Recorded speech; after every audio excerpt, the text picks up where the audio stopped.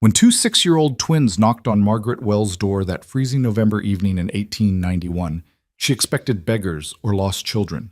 Instead, they delivered words that would shatter her solitary world. "We heard you need a man on the ranch. Our papa loves you." Margaret had never met their father.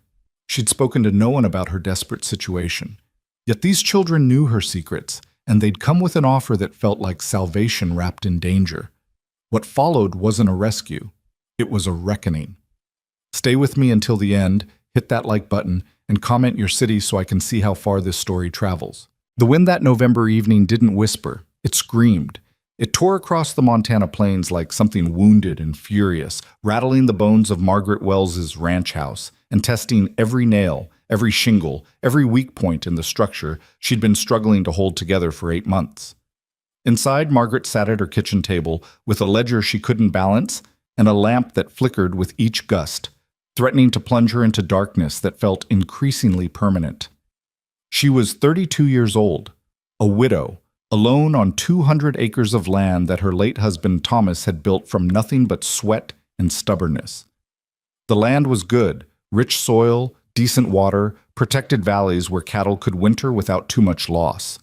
Thomas had known what he was doing, but Thomas had been thrown from a horse in March, broken his neck, and left Margaret with assets she didn't fully understand and debts she understood too well. The ledger told a story she'd read a dozen times, hoping the numbers would somehow change. They never did. She owed money to the bank. She owed money to the feed supplier. She owed money to the man who'd helped with the spring branding back when she still thought she could manage this alone. The cattle were healthy, but she'd need help moving them to winter pasture. The hay barn needed repairs before the serious snow came. The well pump made a grinding sound that spoke of expensive problems lurking just beneath the surface. And she was alone. Thomas's hired men had drifted away within weeks of his death. Some had been respectful about it, hat-in-hand apologies about needing steady work. Others had simply vanished, unwilling to take orders from a woman or unwilling to work for someone they assumed would fail by summer's end. She'd tried to hire replacements, but men either wanted wages she couldn't afford or looked at her in ways that made her keep her rifle closer than she should have needed to. Margaret pressed her palms against her eyes, feeling the grit of exhaustion behind them. She'd been up since before dawn, trying to reinforce the fence line in the north pasture where something, wolves maybe, or just time and weather, had weakened the posts. Her hands were raw despite her gloves, and her shoulders burned with an ache that had become so constant she barely noticed it anymore. The wind shrieked again, and something metallic clattered in the yard, probably the bucket she'd left by the pump. She should go secure it. She should do a lot of things. Instead, she sat in her kitchen, staring at numbers that spelled failure, and felt something she hated feeling: defeat. That's when the knocking came. Not a timid tap or a hesitant rattle. 3 solid, confident knocks that cut through the wind's howl and made her head snap up. For a moment, she didn't move, her heart suddenly hammering in a way that had nothing to do with surprise and everything to do with fear. People didn't come calling after dark. Not out here, not without reason. The knocking came again, still firm, still deliberate. Margaret stood, her chair scraping against the wooden floor. She reached for the rifle leaning against the wall near the stove. Thomas's rifle, well-oiled and loaded, because she'd learned quickly that being a woman alone meant being ready for trouble. She held it low but ready as she approached the door. "Who's there?" Her voice came out stronger than she felt. "Please, ma'am." A child's voice, high and clear despite the wind. "We need to talk to you. It's important." A child? Margaret hesitated, her grip on the rifle loosening slightly. What child would be out here miles from town in this weather? She moved to the window and pulled back the curtain just enough to see the porch. 2 small figures stood there, bundled in coats too large for them, their faces barely visible in the lamplight spilling from her window. Children. Girls, by the look of them. Identical, standing so close together they might have been one person split in 2. Margaret's fear shifted into something more complicated, concern mixed with confusion. She set the rifle aside but kept it within reach as she unlatched the door. The wind immediately tried to tear it from her hands, and the 2 girls rushed inside with a gust of cold air that made the lamp flame dance wildly. She slammed the door shut and turned to face her unexpected visitors. They were perhaps 6 years old, Identical twins with dark braids escaping from woolen caps, round faces pink from cold, and eyes so similar it was dizzying, a deep brown that reflected her lamplight like polished stones. They wore boys' trousers under their oversized coats, practical boots caked with mud, and expressions far too serious for children their age. "What on earth?"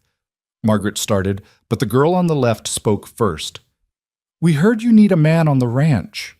Her voice had the kind of certainty that belonged to adults, not children. "Our papa loves you." The words hit Margaret like a physical blow. She actually took a step backward, her hand instinctively reaching for the table to steady herself. "What did you say?" The second girl, the one on the right, nodded gravely. "Papa talks about you. He says you're brave and strong and trying real hard. He says you deserve help." Margaret's mind spun. She'd never, not once in her entire life, seen these children before. She would have remembered. Twins were uncommon enough, but identical twins with that kind of presence? Impossible to forget. "Who?" She had to stop, clear her throat, try again. "Who is your papa?" "Daniel Cross," the first girl said. She pulled off her cap, and her braids tumbled down. "I'm Lila. This is Rose." "Rose," the second girl confirmed, also removing her cap. Daniel Cross. The name meant nothing. Margaret searched her memory frantically, trying to place it. Had Thomas known him? Had she met him in town and forgotten? But no, she was good with names, and she'd met every rancher, every merchant, every hired man within 50 miles during her time here. Daniel Cross wasn't one of them. "I don't know your father," Margaret said carefully, her eyes moving from one identical face to the other. "I've never met a Daniel Cross." "That's because he's careful," Lila said. "He doesn't push himself where he's not wanted. But he's been watching, not in a bad way," she added quickly, perhaps seeing the alarm in Margaret's expression. "In a protecting way, making sure you're safe." The words should have frightened her. A strange man watching her property? A man she'd never met claiming to care about her? But something in these children's faces, in their absolute conviction and the absence of any deception in their eyes, gave her pause. "Your father has been watching my ranch," Margaret repeated slowly, testing the words, trying to make them make sense. "Helping," Rose corrected, "not just watching. Did you notice the fence posts in the north pasture got fixed last week?" Margaret's breath caught. She had noticed. She'd gone out one morning to find 3 posts that had been leaning dangerously, now standing straight and true, the earth packed solid around them, the work done so neatly it looked professional. She'd thought, well, she hadn't known what to think. She'd half convinced herself she'd remembered them being worse than they were. "That was your father?" Her voice came out barely above a whisper. "And the hay barn door that was sticking," Lila added. "He planed it down so it swings easy now. And the loose shingles on your porch roof, and the—" "Stop." Margaret held up her hand, her mind reeling. All those little repairs she'd noticed over the past few weeks, the small improvements she'd attributed to luck or her own faulty memory. Someone had been on her property, working while she slept, fixing things without asking for payment or acknowledgement. "He wouldn't let us come before," Rose said, her voice softer now, almost apologetic. "He said you needed to know you could do it yourself first, that you needed to be strong on your own before you'd accept help. But Lila and I convinced him you're strong enough now. You proved it, so we came." "You convinced him?" Margaret looked between them, these 2 small girls who spoke with the wisdom of old women. "Where is he now?" "Nearby," Lila said. "Waiting to see if you'll talk to him. He won't come unless you say it's okay. He's respectful like that." Margaret moved to the window, pulling the curtain aside fully now, scanning the darkness beyond her porch. The wind had died down slightly, enough that she could make out the shapes of her barn, her lean-to, the split-rail fence that marked her front yard. But no figure emerged from the shadows. No man stepped forward to reveal himself. "I don't see anyone," she said, still looking out. "He's there," Rose said with complete confidence. "Papa's always there when we need him." Margaret let the curtain fall and turned back to the twins. They'd moved closer to her stove, their small hands extended toward the warmth, and she noticed for the first time how thin they were beneath their bulky coats. Not starved, nothing that dramatic, but lean in a way that spoke of meals stretched thin, of portions carefully rationed. "When did you last eat?" she asked, the question coming out before she'd fully thought it through. The girls exchanged a glance. "Breakfast," Lila admitted. "We had cornmeal mush. It was good." That was 12 hours ago. Margaret moved to her pantry, her mothering instincts overriding her confusion and caution. She had stew left from her own dinner, still warm on the stove. She'd made too much, as she often did, unable to break the habit of cooking for two. "Sit." They obeyed without argument, climbing onto chairs that made them look even smaller, their feet dangling well above the floor. Margaret ladled stew into bowls, sliced bread from yesterday's loaf, poured milk from her cold box. She set the food before them and watched as they attacked it with the efficient focus of genuinely hungry children, though they remembered their manners enough to use their spoons properly and say thank you between bites. As they ate, Margaret studied them more carefully. Their clothes were clean but patched in multiple places. Their boots were good quality but worn, probably bought second-hand. Their hair had been braided with care. Someone loved these children enough to tend to them properly, but they had the look of kids who'd learned early to take care of themselves, who didn't expect adults to solve all their problems. "Where's your mother?" Margaret asked quietly, sitting down across from them. Rose's spoon paused halfway to her mouth. "She died when we were babies. We don't remember her." "It's just been us and Papa since then," Lila added. "He does real good with us. He taught us to read and write and do sums, and to ride and shoot, and—" She stopped abruptly, as if realizing she'd said too much. "And to fix things," Rose finished. "Papa can fix anything." Margaret absorbed this, her mental image of Daniel Cross slowly coming into focus, a widower raising twin daughters alone, a man with skills and intelligence. Teaching them to read was no small thing. A man careful enough not to push where he wasn't wanted, but bold enough to help anonymously. A man who, according to these children, loved her. That last part still made no sense. "Why did you say your father loves me?" she asked, keeping her voice gentle. "If we've never met—" "You don't have to meet someone to love them," Lila said with the kind of simple certainty only children possessed. "Papa says love isn't just about being close. It's about seeing who someone really is and caring about what happens to them." "He sees you working so hard," Rose continued. "He sees you not giving up even when you're tired. He says you have a light in you that won't go out no matter how hard the wind blows." Margaret felt something crack open in her chest, something she'd kept carefully locked since Thomas died. These words, delivered by children who had no reason to lie, speaking of a man she'd never met who somehow saw her, really saw her. Not as a woman failing at a man's job, not as a widow to be pitied or dismissed, but as someone with worth, with strength, with light. She had to stop, swallow against the sudden tightness in her throat. "I don't know what to say." "You don't have to say nothing yet," Lila said practically. "We just wanted you to know you're not alone. That help is here if you want it. Papa's the best worker you'll ever find, and he doesn't ask for much. Just a fair wage and maybe—" She paused, glancing at her sister. "Maybe a chance," Rose finished, "for all of us to be a family." The boldness of it stunned Margaret into silence.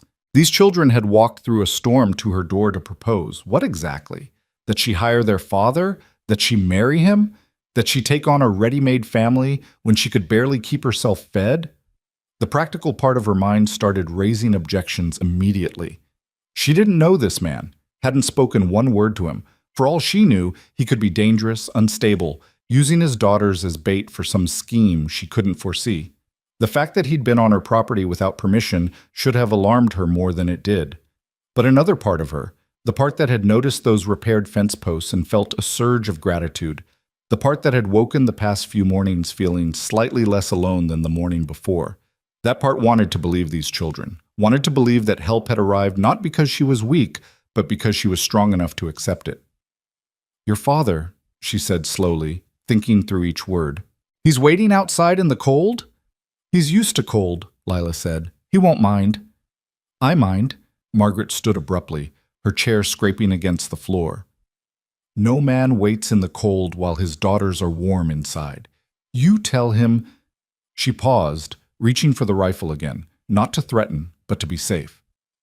You tell him to come to the door. I'll talk to him. But I'm armed and I'll stay armed, and if I don't like what I see, he leaves and doesn't come back. Clear? Both girls nodded solemnly. Rose slid off her chair and went to the door, opening it just enough to lean out. Margaret couldn't hear what she said. The wind swallowed the words, but she saw the girl's mouth move, saw her gesture back toward the house. Then Rose stepped back, and a man filled the doorway. He was tall. Margaret's first impression, tall enough that he had to duck slightly to enter. Broad across the shoulders in a way that spoke of hard physical labor, but lean, like the twins, as if he stretched every meal to make sure his daughters ate their fill. His face was weathered, lines around his eyes that came from squinting against sun and wind, a jaw covered in several days' worth of dark stubble. His hair was black with threads of silver at the temples, longer than was fashionable, pulled back with a leather cord. But it was his eyes that held her. Brown like his daughters, but deeper, sadder, carrying a weight she recognized because she carried it too. The weight of loss, of responsibility, of keeping going when stopping would be easier. He removed his hat as he entered, revealing more of that dark hair, and stood just inside the door as Rose shut it behind him. He didn't move further into the room, didn't presume. His hands, large, scarred from work, held his hat carefully, and his eyes found Margaret's face and stayed there, not wandering, not assessing her home or possessions, but focused on her with an intensity that made her breath catch. "Mrs. Wells," he said, and his voice was low, rough from disuse, but respectful. "My name is Daniel Cross. I apologize for the intrusion. My daughters can be determined." "We're not sorry," Lila said from the table. "You needed to meet her, Papa." "Lila," he said quietly, and she subsided, though her expression remained defiant. Margaret tightened her grip on the rifle, not raising it but making sure he could see it. "Your daughters say you've been helping on my ranch, without my knowledge or permission." "Yes, ma'am." He didn't try to justify it or explain it away. "I have." "Why?" He was quiet for a long moment, his eyes never leaving hers. "Because you needed help and weren't getting it. Because I have skills going to waste. And because—" He paused, seemed to struggle with the words, then continued with simple honesty. "Because watching you work yourself to death was harder than I could bear." "You don't know me," Margaret said, but her voice came out softer than she intended. "I know you better than you think." He glanced at his daughters, then back to her. "I know you check your fence lines every morning before dawn. I know you sing sometimes when you're working in the barn, old hymns mostly. I know you saved a calf that got stuck in the creek last month, even though it meant you were soaked and freezing. I know you keep your husband's rifle clean and loaded, but hope you never have to use it. I know you're afraid, but you don't let that stop you." Each observation landed like a small shock. He had been watching, carefully, consistently, learning her patterns, her habits, her character. It should have felt invasive. Instead, it felt like being seen for the first time in months. "That's—" Margaret struggled for words. "That's not normal, Mr. Cross." "No, ma'am, it's not." He held her gaze steadily. "But nothing about this situation is normal. You're a woman alone on a ranch in country that eats weak people. I'm a man with skills and no work, and daughters who need stability. We're both trying to survive in a world that isn't set up for people like us. So maybe normal isn't what we need." "What do you need?" The question came out before Margaret could stop it. "Work," he said simply. "Fair wages if you can afford it, food and shelter if you can't, a chance to prove I'm useful, and—" his voice softened. "A reason to stay in one place. My girls need a home. I'm tired of drifting.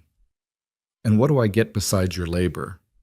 Everything fixed that's breaking, everything maintained that's wearing down. Someone to handle the heavy work you shouldn't be doing alone. Someone who knows cattle and horses and land." He paused. "Someone who'll stand between you and trouble when it comes." "You think trouble's coming?" "I know it is." His expression darkened. "You have good land, Mrs. Wells, valuable land, and you're alone. There are men in town who've noticed both those things, men who think a widow will fold under pressure. I've heard talk." Margaret's stomach clenched. She'd sensed the side glances, the whispered conversations that stopped when she approached. But hearing it confirmed, hearing that her vulnerability was being actively discussed and calculated, made anger rise sharp and bright in her chest. "Who?" she demanded. "Don't matter yet," Daniel said. "What matters is that you need help, and I'm offering. Take me on a trial basis. 1 month. I'll work, you'll watch, and at the end of 30 days you decide if I stay or go. No obligations beyond that. No promises required." It was a reasonable offer, more than reasonable. And yet, "Your daughters said you love me," Margaret said, the words tumbling out before she could reconsider them. "Is that true?" Daniel Cross's expression didn't change, but something in his eyes deepened. "My daughters speak more plainly than most adults find comfortable. But yes, Mrs. Wells, in my way, I do. Not the way a man loves a woman he's courted, but the way a man loves courage when he sees it, the way he loves determination and strength and refusal to quit. I've watched you fight for this land, and I've come to care what happens to you. If that's love, then yes. If it's something else, then that's what it is. But my feelings don't obligate you to anything." Margaret stared at this strange, honest man who stood in her kitchen with his daughters watching and his hat in his hands, and his heart apparently on his sleeve. Everything in her practical mind said this was madness. Inviting a stranger to work her land, trusting children's assurances, believing in help that came from nowhere. But her heart, battered and exhausted as it was, recognized something real in Daniel Cross. Something that matched the ache in her own chest. The loneliness. The determination. The simple human need to matter to someone, to be seen and valued for more than just the work you could do or the land you owned. 1 month, she heard herself say. Trial basis. You sleep in the bunkhouse, you eat at your own table, we maintain boundaries and propriety. At the end of 30 days, I decide if you stay. Understood. And your daughters? Stay with me, he said firmly. Where I go, they go. We're a unit. They'll need schooling. I teach them. They'll need... Margaret paused, looking at Lila and Rose, who were watching this exchange with identical expressions of hope. They'll need to be children sometimes, not just workers. Yes, ma'am. Daniel's voice softened. I'm aware. Margaret lowered the rifle at last, her decision made, even though her mind was still spinning with the implications. There's blankets in the bunkhouse and firewood stacked outside it. Get yourselves settled tonight. We start work at dawn tomorrow. Before dawn, Daniel corrected gently. I know your schedule. Despite everything, the fear, the confusion, the sheer strangeness of this entire situation, Margaret felt her mouth quirk in something almost like a smile. Before dawn, then. Daniel moved toward the door, gesturing for his daughters. They came immediately, though Lila paused to look back at Margaret. Thank you for the stew. It was the best thing we've had in weeks. You're welcome. Margaret found she meant it. You'll have breakfast in the morning. Come to the house at 5. Yes, ma'am, they chorused. Daniel ushered them outside, but he paused in the doorway himself, turning back to face Margaret. Mrs. Wells, I won't let you down. I promise you that. Mr. Cross, she said quietly, people break promises all the time. I'm not interested in words. Show me through work. He nodded, something like respect crossing his features. Yes, ma'am.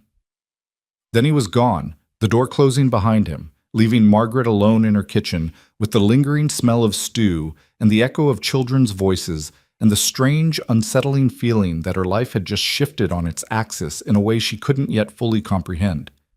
She moved to the window and watched as 3 figures crossed her yard toward the bunkhouse, the man's tall form flanked by 2 smaller shadows that matched his stride. The lamp she'd left burning in the bunkhouse earlier, always prepared for the hired help she hadn't been able to afford, flickered to life, and she saw their silhouettes moving behind the oiled paper window covering. A family. On her land. Under her employ. In her life. Margaret returned to her table and her ledger, but the numbers looked different now. If Daniel Cross could work like he implied, if he could handle the heavy repairs and the cattle management and the 100 other tasks she'd been trying to juggle alone, then maybe, just maybe, she could make this work. She could keep Thomas's land. She could survive the winter. She could prove to the town and to herself that a woman alone wasn't automatically a woman defeated, But that wasn't what made her hand shake slightly as she closed the ledger and extinguished her lamp. What made her tremble was simpler and more complicated at once. For the first time since Thomas died, she wouldn't wake up tomorrow morning alone. She climbed the stairs to her bedroom, removed her boots and work dress, and lay down in the bed that had felt too large and too cold for 8 months. Outside, the wind had gentled to something almost peaceful. From across the yard, she heard the low murmur of a man's voice and the lighter tones of children responding. A father putting his daughters to bed, telling them stories or prayers or simple good nights. The sound shouldn't have comforted her. She didn't know these people, didn't know if she could trust them, didn't know if this was salvation or the beginning of a different kind of disaster. But she fell asleep to the sound of other people breathing nearby, and for the first time in months, she didn't dream of being alone on an endless plain with winter closing in and no help coming. Instead, she dreamed of fence posts standing straight, of barn doors swinging easy, of small repairs made by careful hands in the darkness. She dreamed of being seen. When she woke at 4:30 the next morning, before the sun had even considered rising, she dressed quickly in the cold room and descended to her kitchen. She built up the fire in her stove, set coffee to brew, and started making breakfast, more than she needed for herself, which felt strange and right at once. At 5 o'clock exactly, a knock came at her door. Not the bold knocking of the night before, but something more tentative, more respectful of boundaries. Margaret opened it to find Daniel Cross and his daughters standing on her porch, the darkness behind them absolute, but the lamp in her kitchen casting them in warm light. "Good morning, Mrs. Wells," Daniel said quietly. "Good morning, Mr. Cross." Margaret stepped aside. "Come in, breakfast is ready." As they filed inside, the girls shy now in daylight's approach, the man still careful and contained, Margaret realized she'd crossed a threshold she couldn't uncross. Whatever happened next, whether this arrangement lasted 30 days or 30 years, she'd made a choice. She'd opened her door to strangers in the night, and now they were part of her story. She closed the door against the pre-dawn cold and turned to face her unexpected household. Daniel stood by the stove, his daughters on either side of him, and all three looked at her with expressions that mixed hope and uncertainty and determination. "Let's eat," Margaret said, her voice steady despite the way her heart hammered. "We have a lot of work ahead of us."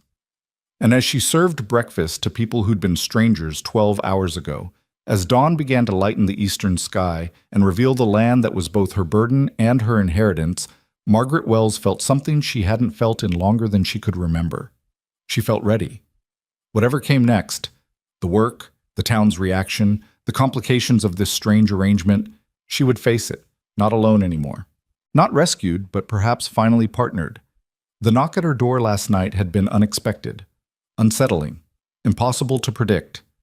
But maybe, she thought as she watched Daniel Cross bow his head and quietly bless the food while his daughters clasped their small hands together, maybe that's exactly what she'd needed. Something impossible, something that refused to follow the rules. Something, or someone, brave enough to step forward when everyone else had stepped back. Outside, the ranch waited. The work waited. The winter and its challenges waited. But for this moment, in her warm kitchen with the smell of coffee and bacon filling the air, and voices other than her own breaking the silence she'd lived in for too long, Margaret let herself believe that maybe, just maybe, she'd be able to face it all. Not alone. Never alone again. The first week passed in a blur of work that felt both familiar and entirely new. Margaret had spent 8 months laboring alone on her ranch, her days measured in fence posts mended and water hauled, and 1,000 small tasks that left her exhausted but never quite finished. Now, with Daniel Cross working beside her and his daughters helping where they could, the same tasks somehow multiplied and divided simultaneously. More hands meant more could be done, but also more awareness of everything that had been neglected, everything that needed attention. Daniel worked like a man possessed by purpose. He was on the property before Margaret woke each morning, despite her own early rising, and she'd find evidence of his industry in small details. The gate that had been sticking now swung smoothly, the water trough scrubbed clean of algae, firewood split and stacked near her kitchen door. He never asked permission for these tasks, never sought acknowledgement, simply saw what needed doing and did it. It should have irritated her, this assumption of authority over her property. Instead, she found herself grudgingly grateful. Thomas had been the same way. a man who measured his worth in solved problems rather than spoken promises. The similarity comforted and unsettled her in equal measure. By the fourth day, they'd fallen into a rhythm. Breakfast at 5 in Margaret's kitchen, the four of them eating in a silence that gradually became less awkward and more companionable. Then work. Daniel handling the heavy repairs while Margaret managed the livestock and the accounts, with Lila and Rose shuttling between them, helping where small hands could be useful. They learned quickly, these twins, absorbing instructions with an intensity that suggested they'd been trained from birth to make themselves indispensable. "Papa taught us to earn our keep," Lila explained one afternoon while helping Margaret sort through the seed supply for spring planting. The girl's small fingers worked with surprising dexterity, separating damaged seeds from viable ones with a practiced eye. "He says people who don't work don't eat, and people who eat without working lose their souls piece by piece." Margaret glanced at the child, startled by the philosophical weight of the statement. "That's a harsh way to see the world." "Is it wrong?" Lila looked up, her dark eyes serious. "Papa says the truth isn't always gentle, but it's always better than pretty lies." "Your father says a lot of things, apparently." "He thinks a lot of things," Rose added from the other side of the table, where she was mending a harness strap with stitches too neat for a 6-year-old. "Most people don't think much at all, he says. They just do what they've always done and wonder why nothing changes." Margaret set down the seed packet she'd been examining and studied both girls carefully. They wore simple dresses today. Margaret had found some of her own childhood clothes in a trunk and altered them to fit, unable to bear seeing the twins in their patched trousers and oversized coats every day. The dresses were faded but clean, and both girls had accepted them with a grave politeness that suggested they weren't accustomed to gifts. "Do you like it here?" Margaret asked, the question emerging before she'd fully considered it. "On this ranch, I mean. Are you happy?" The twins exchanged one of their frequent wordless communications, that eerie, silent conversation that identical siblings sometimes shared. Then Lila spoke, her voice soft but certain. "We're happier than we've been in a long time, Mrs. Wells. Papa smiles more here. He doesn't have that look in his eyes like he's already thinking about the next place we'll have to go." "What look?" "The sad look," Rose said simply. "The one that says nothing ever lasts. But here," she paused, her needle stilling in the leather, "here he looks like maybe he believes we could stay." The words lodged somewhere in Margaret's chest, painful and warm at once.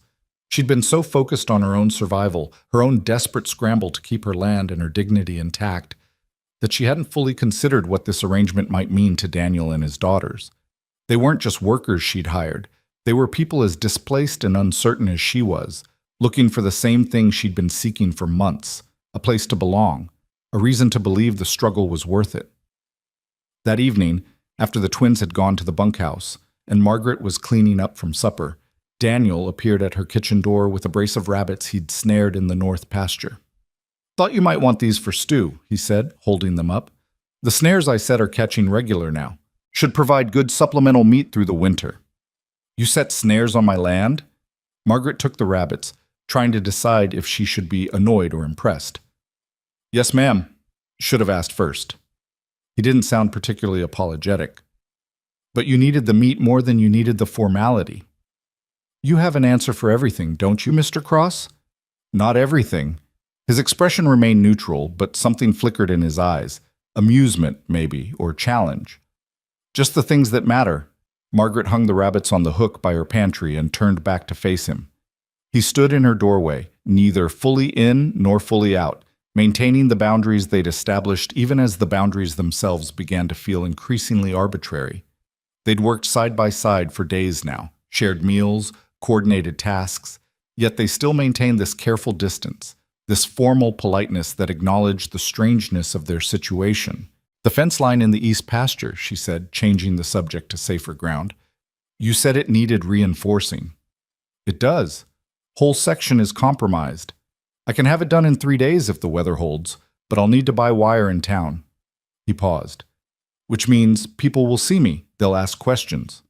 Margaret had been avoiding this inevitability, but she couldn't delay it forever. "What will you tell them?" "The truth. That I'm hired help. That you needed a worker and I needed work." His gaze held hers steadily. Unless you want me to say something different. No, the truth is fine. She wiped her hands on her apron, a nervous gesture she couldn't quite suppress. People will talk regardless. Let them talk. Daniel's voice carried an edge she hadn't heard before, something sharp beneath the usual measured calm. People who work don't have time to gossip. People who gossip don't have time to work.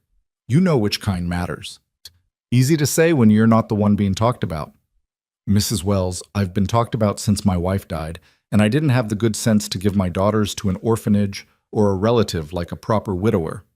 His jaw tightened almost imperceptibly. I know exactly what it's like to be judged by people who think they know your situation better than you do. The difference is, I stopped caring what they thought about 5 years ago. Margaret felt something shift in her understanding of this man. He wasn't just offering her labor and protection. He was offering the solidarity of someone who'd already survived the scrutiny she was only beginning to face. Someone who'd chosen a harder path and learned to walk it without apology. I'll give you money for the wire, she said quietly. And Daniel... She stopped, realizing she'd used his first name for the first time. He noticed too, his expression softening almost imperceptibly. Thank you for the rabbits and the work. And she gestured vaguely, encompassing everything she couldn't quite articulate. All of it. You're paying me for the work, Mrs. Wells. No thanks needed. Margaret, she said, the decision made in the moment she spoke it. If I'm calling you Daniel, you should call me Margaret. He considered this, and for a moment she thought he might refuse, might insist on maintaining the formality that kept them safely distant from each other. Then he nodded slowly. Margaret it is, then. He touched the brim of his hat. I'll head into town at first light. Be back by noon. After he left, Margaret stood in her kitchen with the rabbits hanging near her shoulder and the lingering echo of her name in his rough voice, and wondered what exactly she was doing.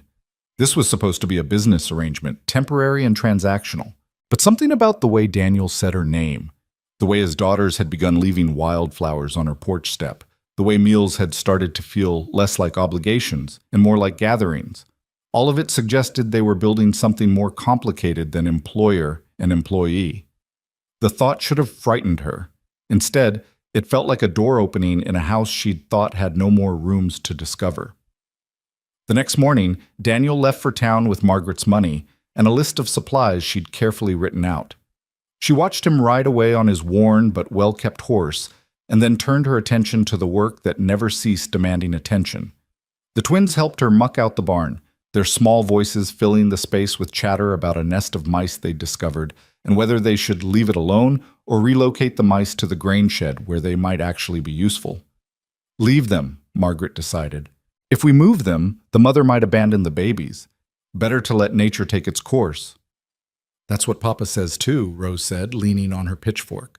A child-sized one Daniel had fashioned from a broken handle and cut-down tines. That you can't fix everything, and trying to usually makes things worse. Though sometimes you have to try anyway, Lila added, always ready to provide nuance to her sister's statements. Papa says knowing when to help and when to step back is the hardest wisdom to learn. Your father is very wise. Margaret hauled another forkful of soiled hay toward the wheelbarrow. Did he go to school? He reads all the time, Rose said.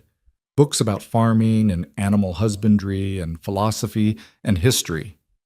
He says education isn't about sitting in a building, it's about staying curious. He taught himself? Margaret paused in her work, genuinely interested now. Mostly. Lila's face shadowed slightly. After Mama died, he said he had to become twice as smart to be both parents. So he read everything he could find. He taught us the same way. Says we're already smarter than most adults he meets. I don't doubt it. Margaret smiled at them both. You're remarkable children, you know that?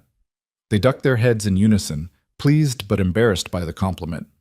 Margaret returned to her work, but her mind stayed on Daniel Cross and the picture that was slowly emerging of who he was, a self-taught widower raising brilliant daughters in poverty rather than give them up, a man who'd turned his grief into determination and his isolation into philosophy.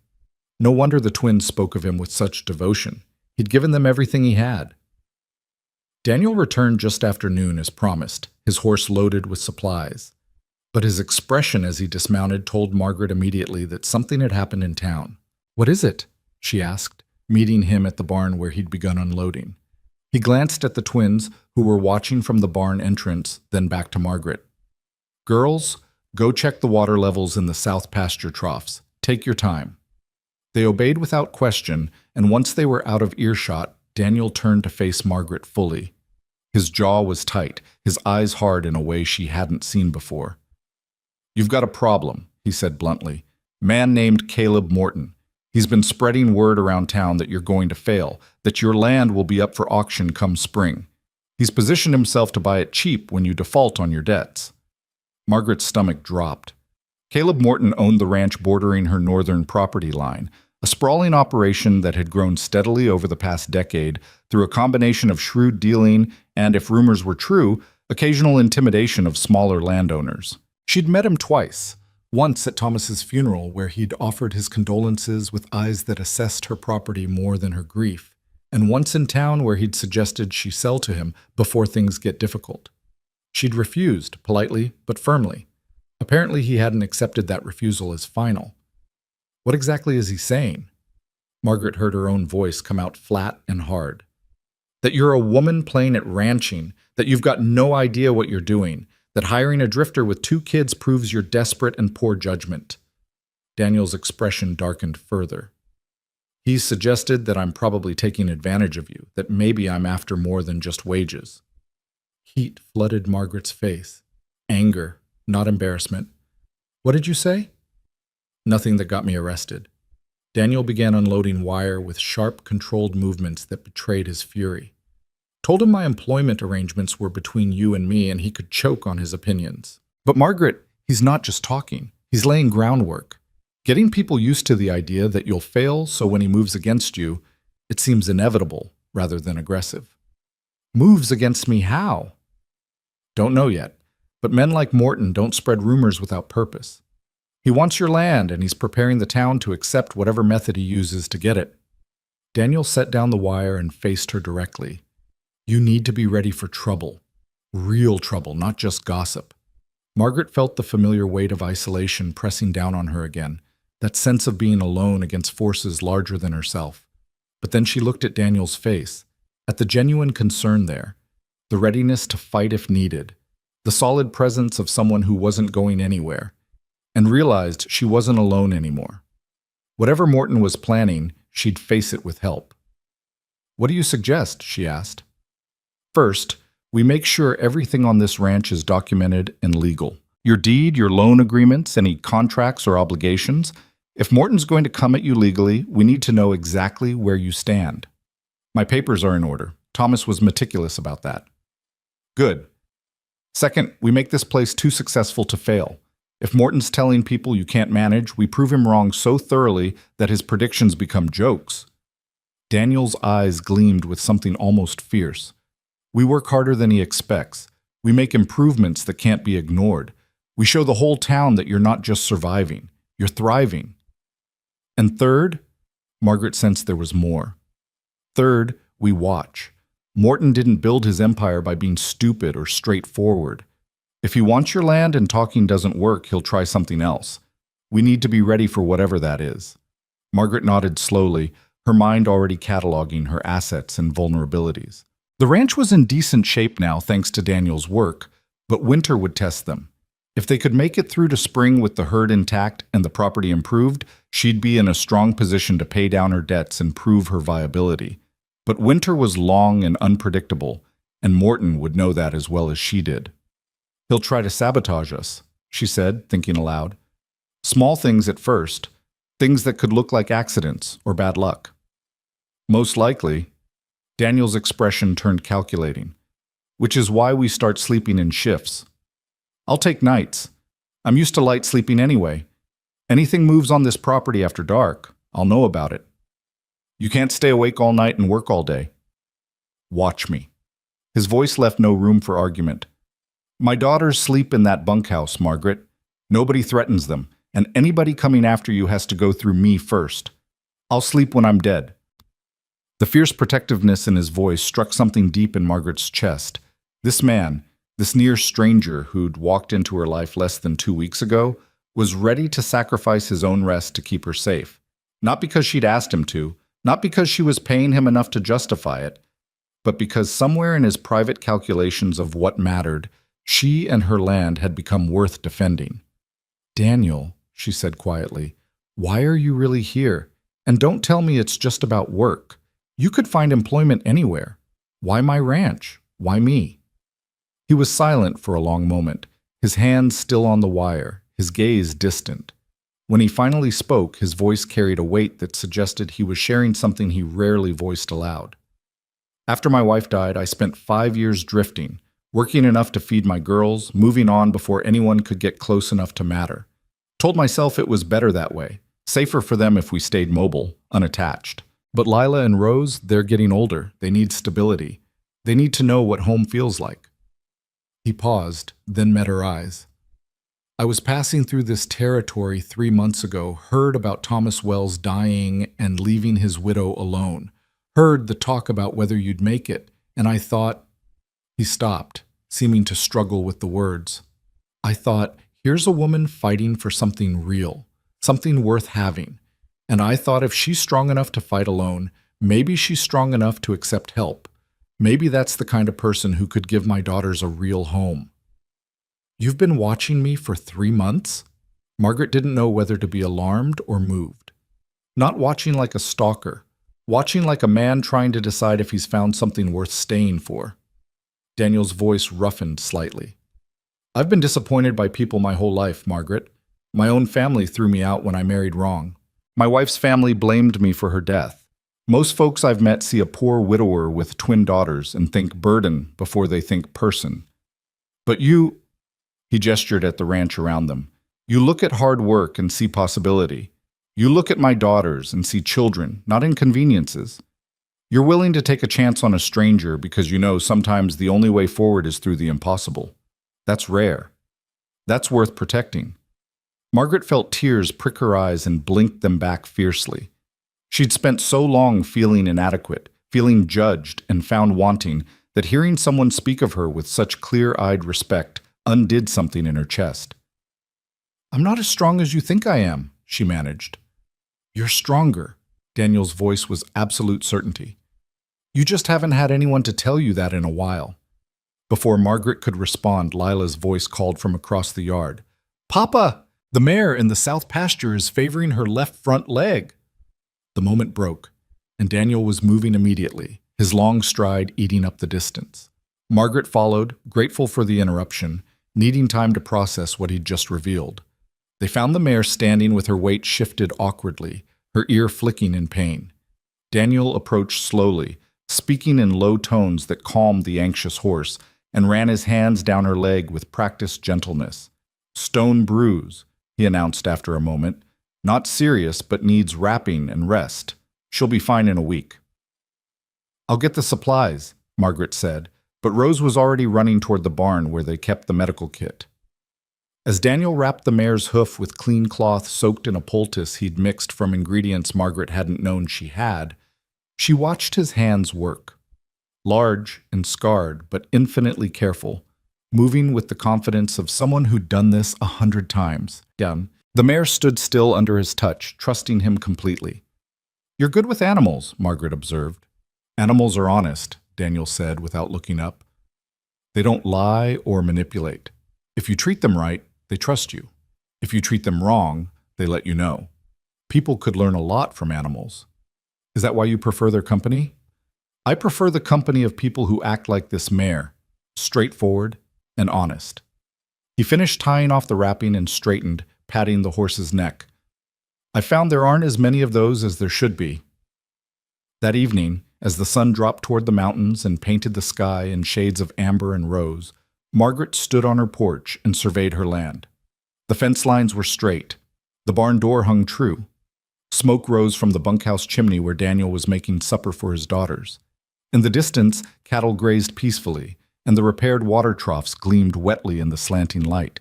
2 weeks ago, this same view had filled her with despair. Now it filled her with something else. Not quite hope, not yet confidence, but a possibility she hadn't felt since Thomas died. The possibility that she might actually survive this, that she might keep her land and her independence, that she might not have to choose between safety and self-respect. A figure appeared at the bunkhouse door, Daniel, silhouetted against the lamplight inside. He didn't wave or call out, just stood there for a moment looking toward her house. Margaret raised her hand in acknowledgement, and after a pause he did the same. It was a small gesture, barely worth noting. But in that moment, Margaret felt something settle in her chest, a recognition that whatever was developing here between her land and Daniel's presence, between her solitude and his partnership, it was becoming something neither of them had quite planned for. Something that felt dangerously close to belonging. She went inside and prepared for bed, but sleep came slowly. Her mind churned with thoughts of Caleb Morton and his schemes, of Daniel's watchful presence and his daughter's gentle integration into her daily routine, of the way her life had pivoted on the axis of a single night when two small girls knocked on her door and offered her the impossible. Outside, she knew Daniel would be settling into his vigilant half-sleep, ready to wake at any unusual sound. The thought should have felt intrusive, a man guarding her property, monitoring her space. Instead, it felt like the first deep breath she'd taken in months. Whatever tomorrow brought, whatever Morton was planning, whatever the town thought about her unconventional household, she'd face it with more resources than she'd had 2 weeks ago. More than just physical help, she had allies now. People who'd chosen to stand with her not because they had to, but because they wanted to. Margaret closed her eyes and let exhaustion finally claim her, and for the second time since Daniel Cross arrived, she didn't dream of losing everything. She dreamed instead of fence lines that held strong, of children laughing in her yard, of a man's voice saying her name like it was worth something. She dreamed of survival that looked less like desperation and more like life. The first threat arrived on a Tuesday morning, slipped under Margaret's door while she slept. She found it when she came downstairs to start breakfast. A single sheet of cheap paper with words scrawled in crude block letters. "Leave while you can. Women don't belong here." Margaret's hands didn't shake as she held it, though her pulse quickened. She'd been expecting something like this ever since Daniel's warning about Caleb Morton, but the reality of seeing those ugly words, of knowing someone had crept onto her porch in darkness, made her anger burn bright and cold. Daniel was at the barn already. She could see lamplight through the gaps in the boards. She crossed the yard with the note in her fist, her nightgown tucked into her work trousers, not caring how she looked. He was measuring out feed when she entered, and he turned at her footsteps, his expression shifting immediately when he saw her face. What happened? He set down the scoop and came toward her. She handed him the note without speaking. His jaw tightened as he read it. Then he turned the paper over, examining it carefully in the lamplight. Cheap paper, the kind you can buy at the mercantile for a penny a sheet. Writings deliberately disguised, all capitals, probably written with the left hand by someone right-handed. See how the letters slant wrong? He looked up at her. You didn't hear anything last night? Nothing. I slept through. Margaret felt a flash of guilt, as if she'd failed some test. I should have been more careful. You were exhausted. You can't stay alert every moment. Daniel's voice was steady, but his eyes had gone hard. This is my fault. I was watching the barn and the pastures, didn't think they'd be bold enough to approach the house. It's not your fault. It's whoever wrote this filth's fault. Margaret took the note back, folding it precisely. I'm keeping this. Evidence, in case we need it. We'll need more than a threatening note to prove anything against Morton.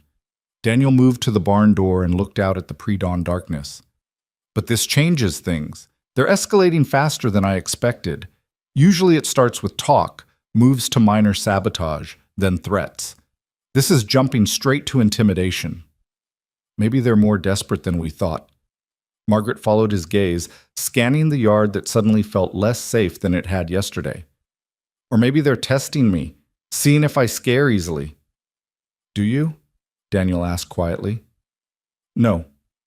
The word came out flat and certain. I'm angry, not afraid. There's a difference. Something like approval flickered across Daniel's face. Good. Fear makes people stupid. Anger, properly directed, makes them dangerous. He turned back to her. From now on, I sleep in your house. Not in your room, he added quickly, seeing her expression, but downstairs where I can hear if anyone approaches. The girls can stay in the bunkhouse. They're safer there, less visible. But you're the target here, and I need to be closer. Margaret wanted to argue, to insist she didn't need that level of protection, but she recognized the practicality of his suggestion. The parlor has a settee. It's not comfortable, but I've slept in worse places than a settee, Margaret. Believe me. They told the twins at breakfast, presenting it as a simple change in routine rather than a response to danger. Lila accepted it with her usual grave practicality, but Rose studied her father's face with an intensity that suggested she understood more than they were saying. "Someone's trying to hurt Mrs. Wells," Rose said quietly. It wasn't a question. Daniel didn't insult her intelligence by denying it. "Someone's trying to scare her. There's a difference. And they're going to fail." "We'll help," Lila said immediately. "We can watch during the day while you work. We're small. People don't notice us, but we notice them." Margaret felt a surge of protectiveness toward these fierce little girls who'd adopted her cause as their own. "Absolutely not. You're children. You're not getting involved in—" "We're already involved," Rose interrupted, showing a boldness she rarely displayed. "We live here. If someone threatens you, they threaten our home too, and we're not helpless just because we're young." "Rose," Daniel's voice carried a warning note, but also something else, pride perhaps, or recognition. "It's true, Papa. You taught us to stand up for what matters. Well, this matters." Rose looked between her father and Margaret, her chin set stubbornly. "We're not asking permission to care about Mrs. Wells. We're telling you we already do." Margaret found she had no words for the emotion lodging in her throat. These children, who'd known her barely a month, were ready to stand with her against threats they didn't fully understand. She glanced at Daniel and saw her own feelings reflected in his expression, gratitude and worry tangled together. "You can watch," Margaret said finally, "but you tell your father or me immediately if you see anything unusual. You don't approach strangers. You don't take risks. Understood?" Both girls nodded solemnly, and the conversation moved to safer topics. The day's work schedule, the need to check the cattle in the northern pasture, the supplies running low in the pantry. But the threat hung in the air like smoke, invisible but present, changing the taste of everything. 3 days passed quietly. Too quietly, Daniel said.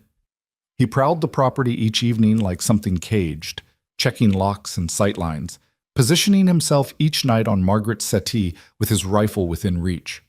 Margaret found herself hyper-aware of every sound, the wind rattling windows, mice in the walls, the normal settling noises of an old house that suddenly seemed sinister. Then on Friday night, the barn caught fire. Margaret woke to Daniel's hand on her shoulder and his urgent voice cutting through sleep. "Fire! The barn! Get dressed and stay in the house." She was moving before fully conscious, pulling on clothes in the dark while her mind screamed denials. Not the barn, not the hay stored for winter, not the equipment and supplies they couldn't afford to replace. She reached the window and saw orange light flickering through the darkness, heard the first frightened sounds of animals stirring. Daniel was already gone, his footsteps thundering down the stairs.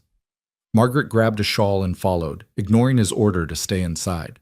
By the time she reached the yard, he'd already thrown open the barn doors and was leading out her 2 remaining horses, their eyes rolling white with fear. "Get them to the far pasture," Daniel shouted over the growing roar of flames.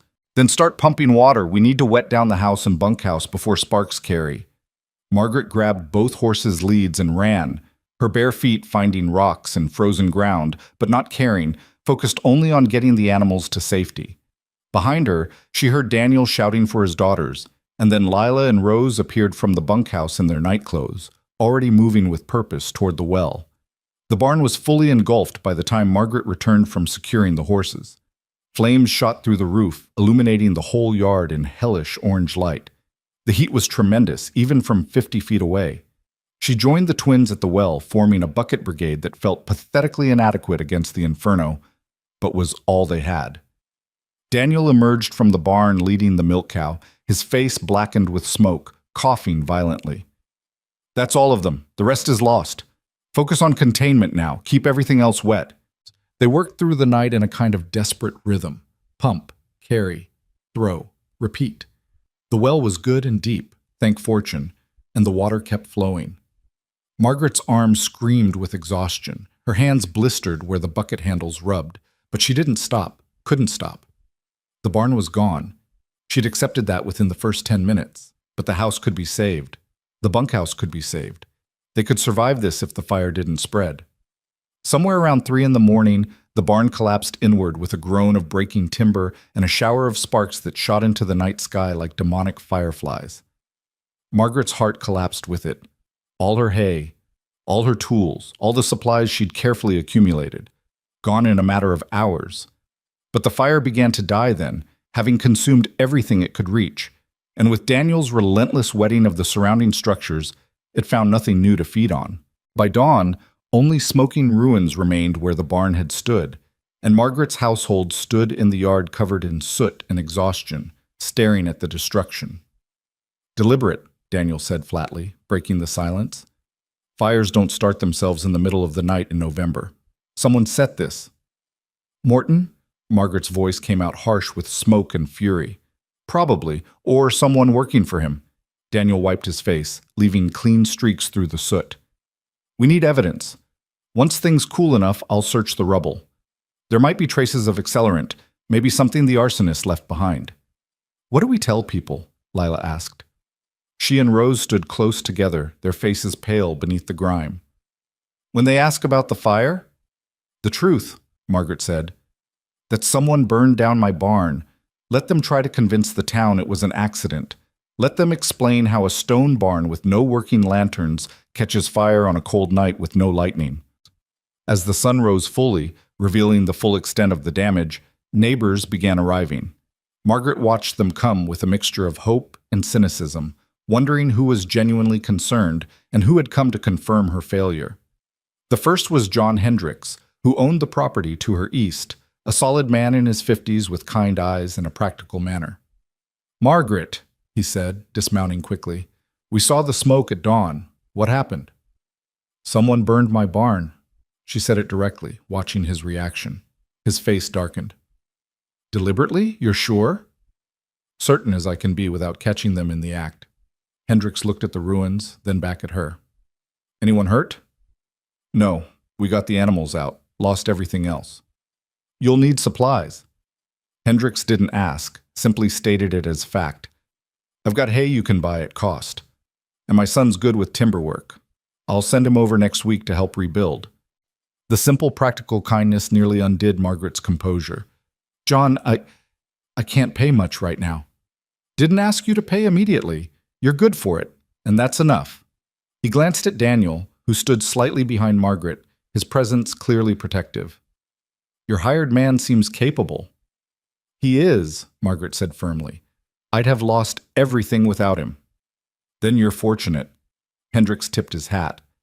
"I'll have that hay delivered by this afternoon. And Margaret, you need to report this. I know Sheriff Coleman isn't much, but it should be on record." After he left, others came, some genuinely helpful, some clearly fishing for gossip. Margaret answered the same questions repeatedly, maintained her composure, and tried to read who she could trust in the faces that came and went. Most were appropriately shocked, but she noticed a few whose surprise seemed performative, rehearsed. By mid-morning, Caleb Morton himself arrived, riding up on a black gelding that probably cost more than Margaret's entire remaining livestock.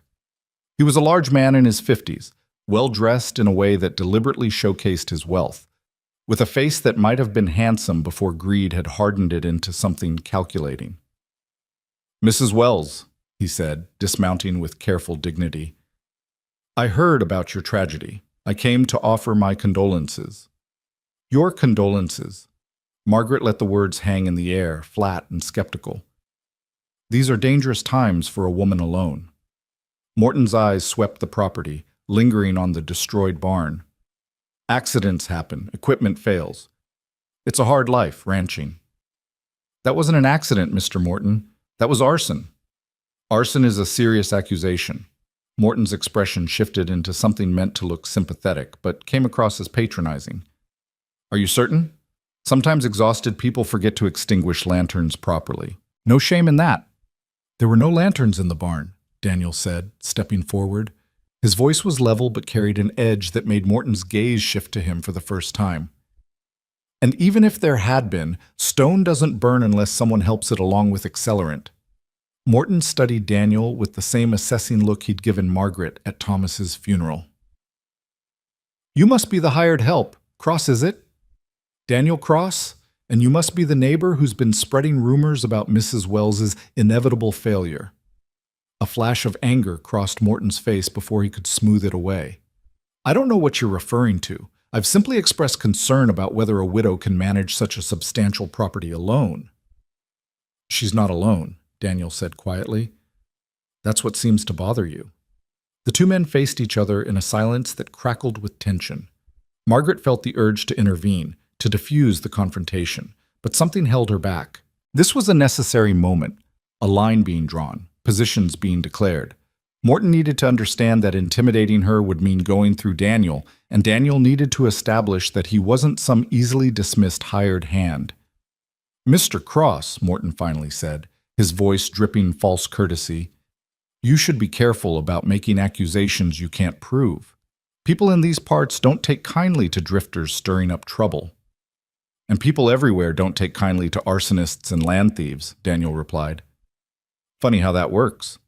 Morton's jaw tightened, and for a moment Margaret thought he might actually strike Daniel. But then he seemed to remember himself, remember the audience of neighbors still lingering in the yard, and he smoothed his expression back into something pleasant. "Mrs. Wells," he turned to her, dismissing Daniel entirely, "my offer stands. I'll buy this property for a fair price, more than fair given your current circumstances. You could relocate somewhere easier, somewhere more suitable for a woman of your—" "No." Margaret cut him off. "I'm not selling. Not to you, not to anyone. This is my land, and I'm keeping it." "Pride is expensive, Mrs. Wells, especially when your barn is ashes and winter is coming." Morton's smile didn't reach his eyes. "Think about it. My offer won't last forever." He remounted and rode away, and Margaret watched him go with her hands clenched into fists. She knew what that had been. Not an offer, but a threat. Sell or face more accidents. Surrender or be destroyed. The ultimatum was clear, even if the words had been dressed in false politeness. "He'll try again," Daniel said quietly, once Morton was out of earshot. "This was a warning shot. Next time will be worse." "Let him try." Margaret's voice shook not with fear, but with rage. "I'll die before I give that man my land." "You might." Daniel turned to face her fully. "That's what you need to understand, Margaret. Morton has money and influence. He can afford to be patient, to escalate slowly. He can make your life hell in ways that never quite cross the line into obvious criminality. And if you fight him, he might decide it's worth the risk to move beyond warnings." "Are you telling me to sell?" She searched his face, dreading his answer. "I'm telling you what you're up against, what we're all up against, because make no mistake, if you stay, my daughters and I are in this fight too." His expression was grave. "But no, I'm not telling you to sell. I'm telling you to be smart about how you fight back." "How do we fight back against someone who burns barns in the night?" "By catching him doing it." Daniel's eyes gleamed with something dangerous. "By getting evidence that can't be dismissed or explained away. By making him sloppy enough to give us what we need to destroy him legally instead of physically. You have a plan. The beginning of one." He glanced toward the twins who were helping clean up debris, then back to Margaret. "But it's risky, and it requires you to trust me completely."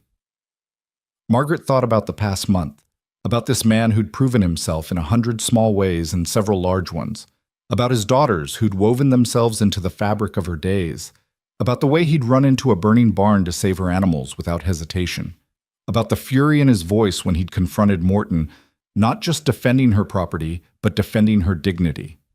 "I trust you," she said. "What do we need to do?" Over the next several days, Daniel worked with methodical intensity on 2 parallel tracks. During the day, they cleared the barn debris and began planning for a rebuild, making a visible show of resilience and determination. But at night, after the twins were asleep, Daniel and Margaret strategized. "Morton will escalate," Daniel explained, spreading out a rough map of the property he'd drawn. "The fire was meant to break you financially and psychologically. When it didn't work, when you refused to sell, he'll try something else. My guess is he'll target your livestock next. Can't run a ranch without cattle. So we guard them more carefully. We do better than that. We make it easy for him. Daniel tapped the map where he'd marked the northern pasture. We move most of your herd here. Visible, apparently vulnerable. But we set up observation positions where someone could watch without being seen, and we wait for him to make his move. That's using my cattle as bait.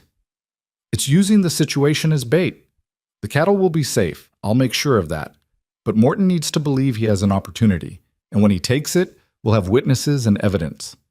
Daniel met her eyes. It's a risk. I won't pretend otherwise. But doing nothing is a bigger risk. He won't stop until you're gone, or he's stopped. Margaret studied the map, her mind working through the implications. You're talking about spending nights in the cold, waiting for something that might not happen. I've spent nights in worse conditions for worse reasons. Daniel's voice was matter-of-fact. And I won't be alone. John Hendricks offered to help. I spoke with him yesterday. He's disgusted by what happened and willing to serve as a witness if we catch Morton or his people in the act. You've been planning this. I've been planning for various contingencies since the moment I arrived. Daniel folded the map carefully. I told you, Margaret, I don't do things halfway. If I'm here, I'm all in. That means protecting you, protecting this land, and protecting my daughters by making sure we have a stable home. Morton threatens all of that. The plan was set in motion over the following week. The cattle were moved to the northern pasture with obvious effort, making sure people in town would hear about the relocation.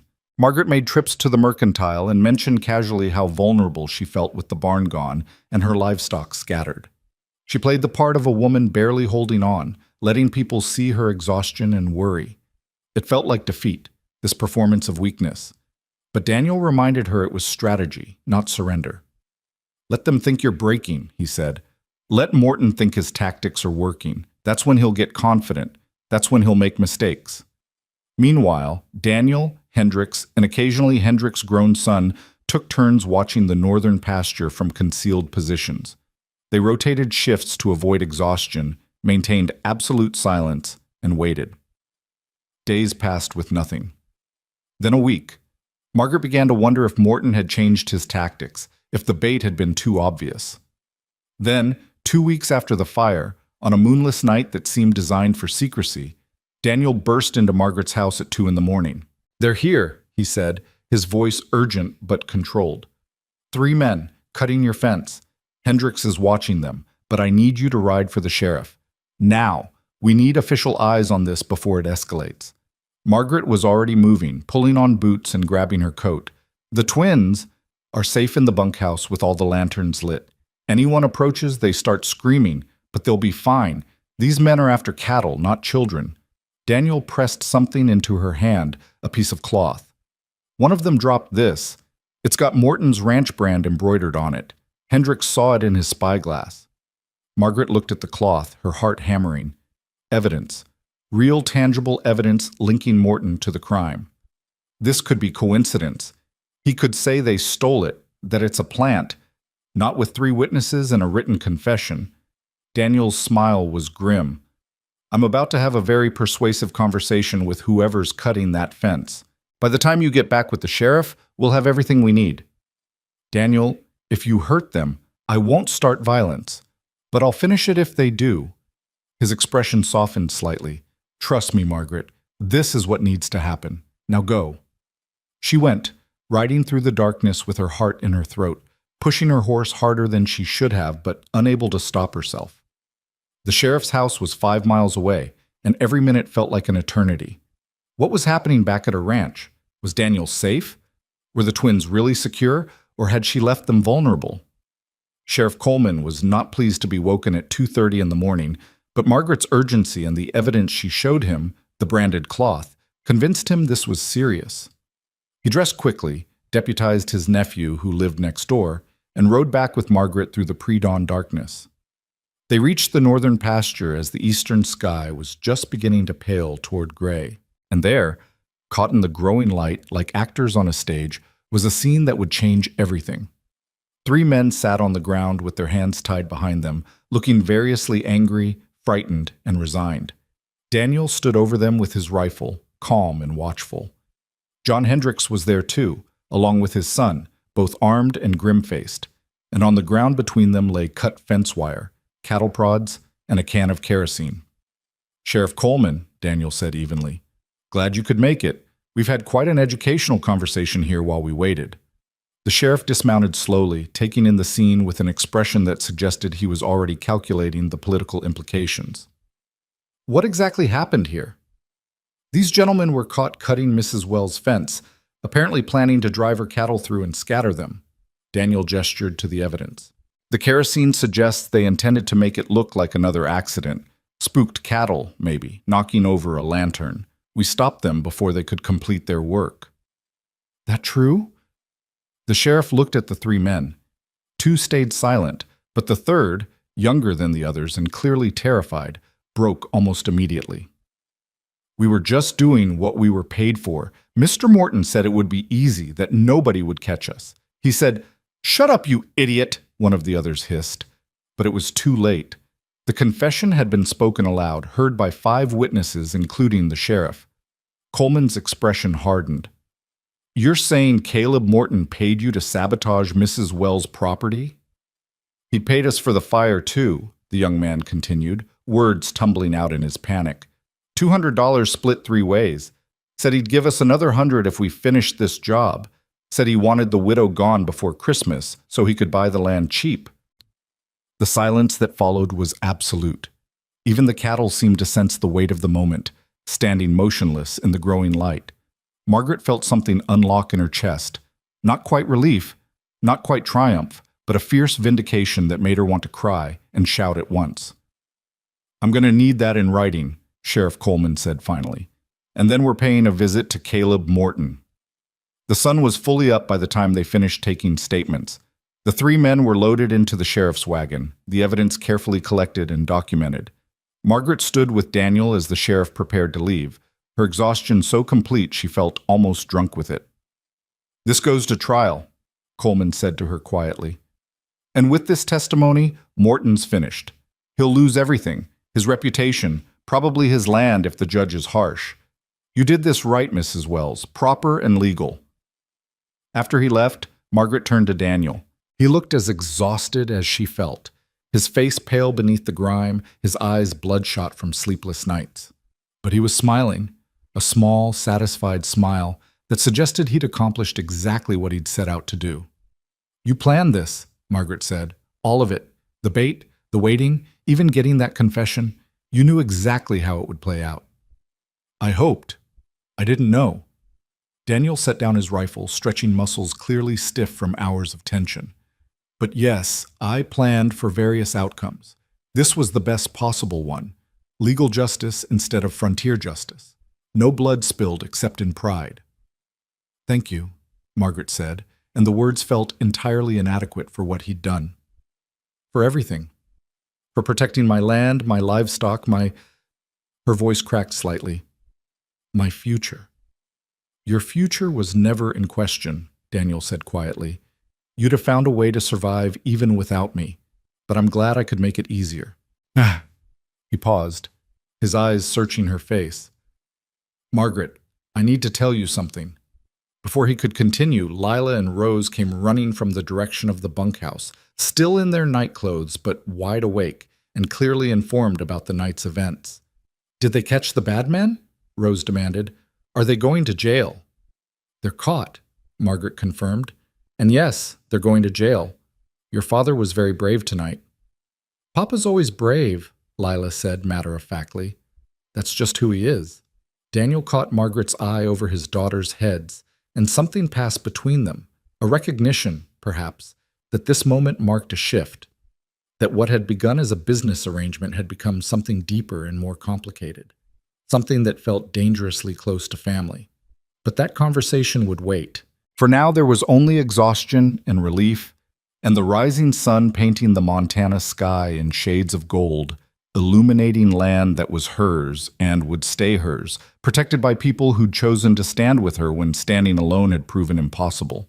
Margaret looked at Daniel Cross and his daughters, these people who'd knocked on her door 7 weeks ago and changed everything, and felt something she hadn't felt in longer than she could remember. She felt like she'd won. The courthouse in Helena was crowded the morning of Caleb Morton's trial. Margaret hadn't expected such attendance, hadn't realized how many people had been watching her struggle, waiting to see if a widow could truly hold her ground against a man like Morton. She sat in the front row with Daniel beside her, his presence solid and steadying, while Lila and Rose stayed with John Hendrick's wife back at the ranch. The girls had wanted to come, had argued passionately that they deserved to see justice served, but Daniel had been firm. A courtroom was no place for children to witness what men became when their masks finally slipped. The judge was a stern-faced woman in her 60s named Eleanor Blackwood, appointed by the territorial governor and known for her uncompromising interpretation of law.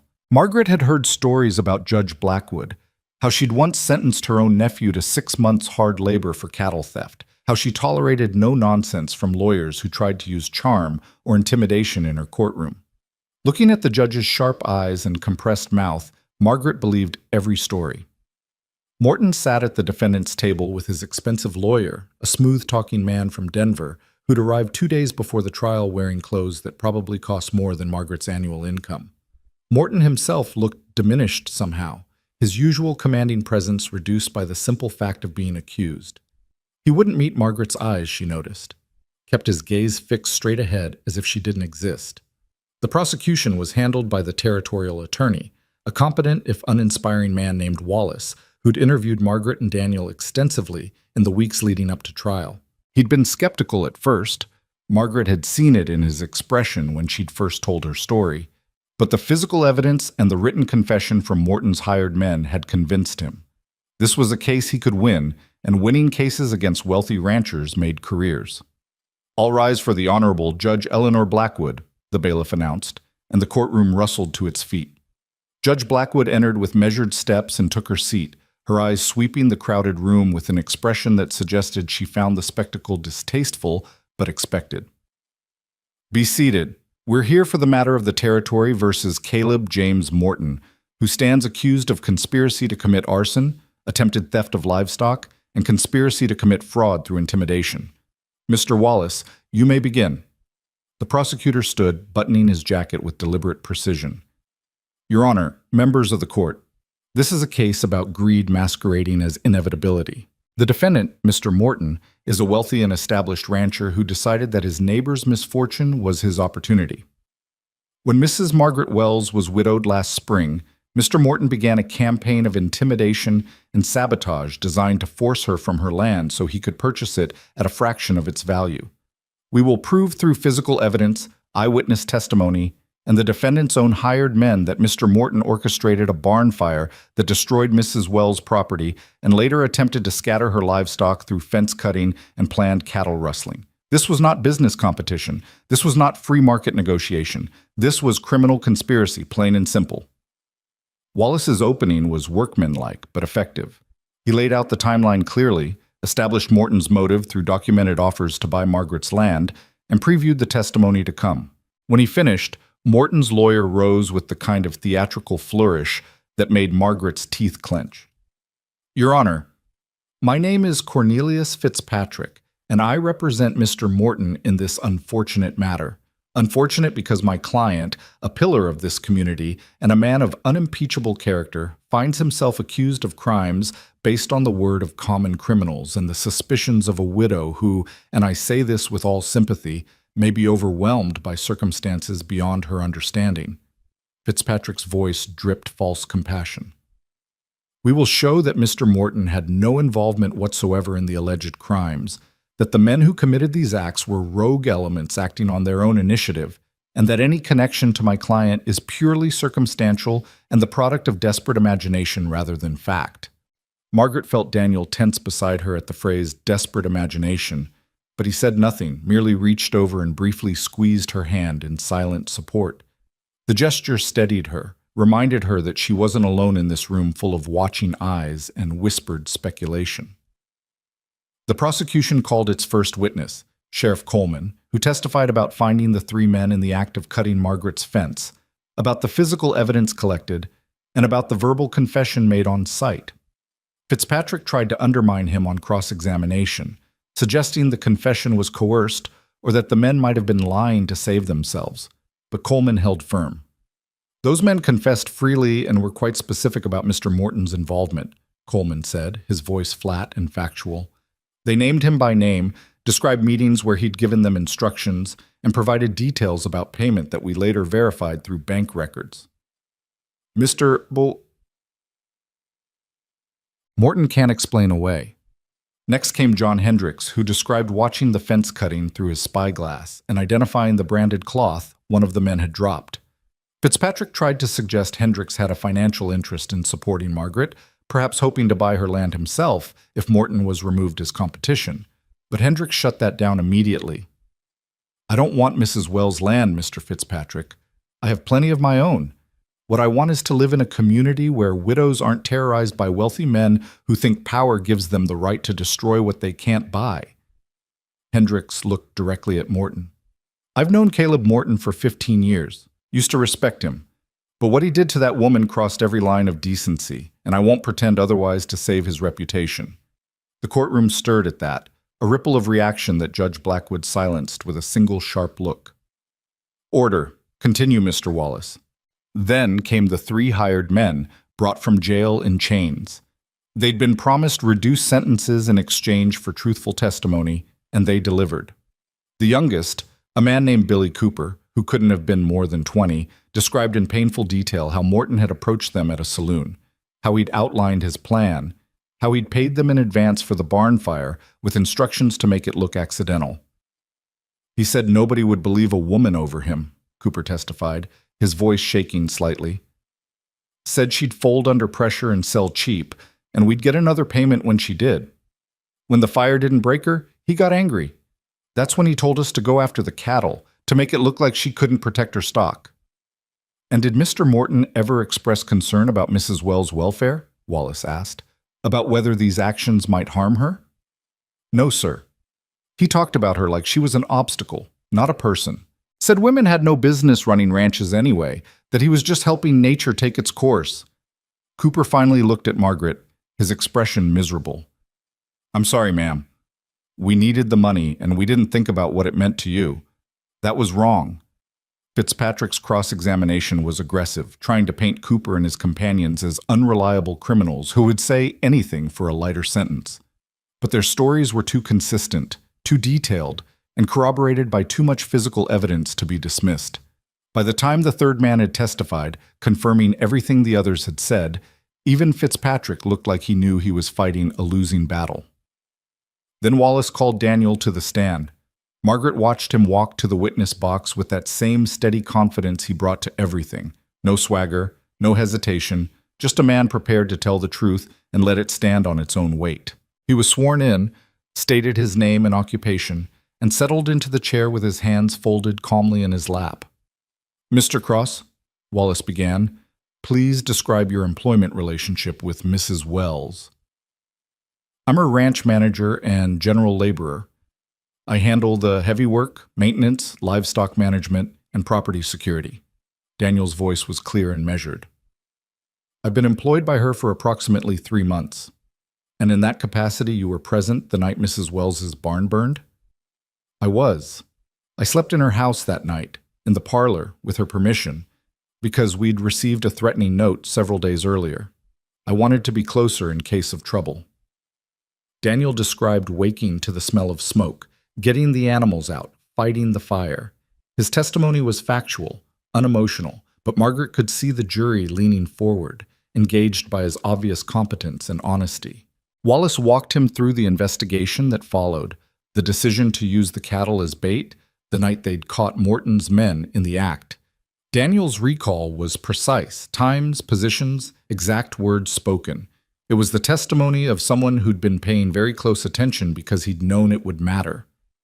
"Mr. Cross," Wallace said, approaching a crucial point, "you're relatively new to this territory. You have no prior relationship with Mrs. Wells beyond your employment.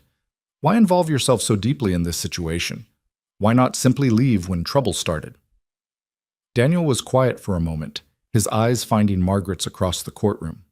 When he spoke, his voice carried a weight that silenced even the whispers in the back rows. "Because I've spent most of my life watching people in power destroy people without it, and I got tired of watching. Mrs. Wells was alone and vulnerable, and men like Morton.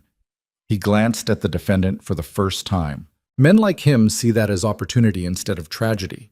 But being vulnerable doesn't mean being weak, and being alone doesn't mean deserving to be victimized. I stayed because she deserved someone to stand with her, and because I wanted my daughters to see that doing the right thing matters more than doing the easy thing. The courtroom was absolutely silent. Even Fitzpatrick seemed momentarily at a loss for how to counter that simple, devastating honesty.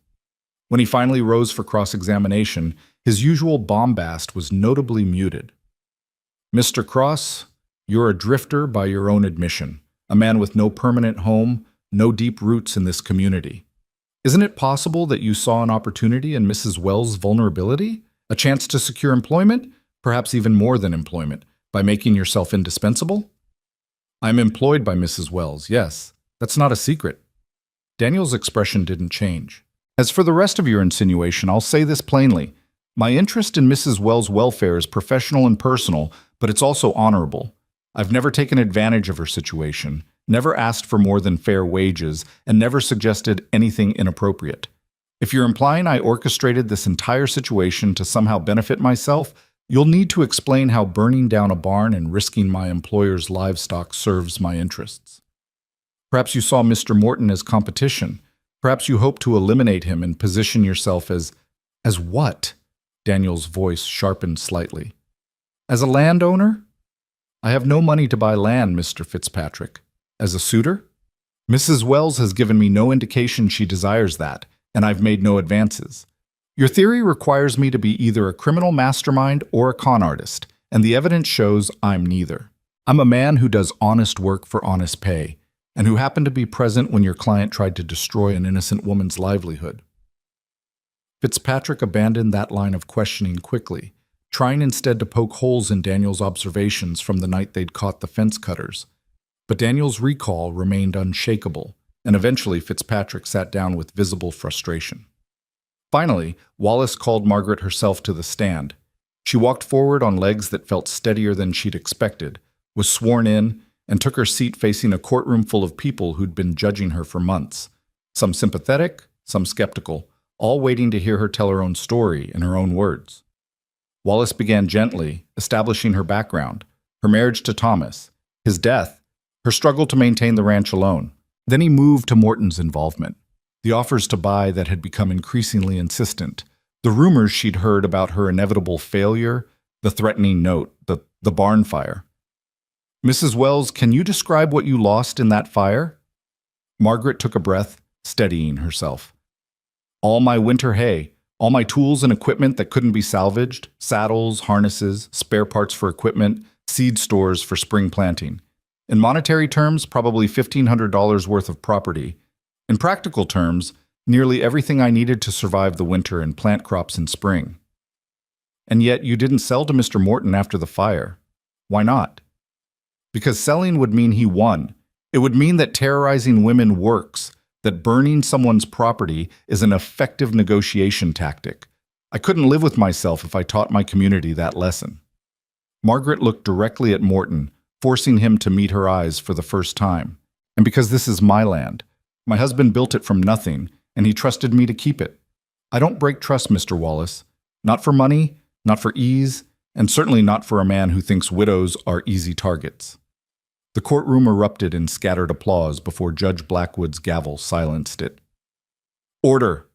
I will clear this courtroom if there are further outbursts. Continue, Mr. Wallace." Wallace walked her through the rest, the cattle bait plan, the fear she'd felt waiting for Morton's next move, the relief when his men were finally caught. Throughout it all, Margaret kept her voice steady, her facts clear. This wasn't about emotion, though emotion certainly ran beneath every word. This was about establishing truth through testimony that couldn't be dismissed or undermined. Then Fitzpatrick rose for cross-examination, and Margaret braced herself. "Mrs. Wells, you're an educated woman. You can read and write, manage accounts, handle business matters. Is that correct?" "Yes." "Then surely you understand that running a ranch of your property's size typically requires skills and physical capabilities that, and I mean no offense, are difficult for a woman alone to provide. Wouldn't you agree?" I'd agree that it's difficult for anyone alone, man or woman. That's why people hire help, form partnerships, and build communities. Gender doesn't determine capability, Mr. Fitzpatrick. Circumstance and support do. But you were struggling before Mr. Cross arrived, were you not? Behind on repairs, overwhelmed by the work? I was managing. Yes, it was difficult. Yes, I needed help.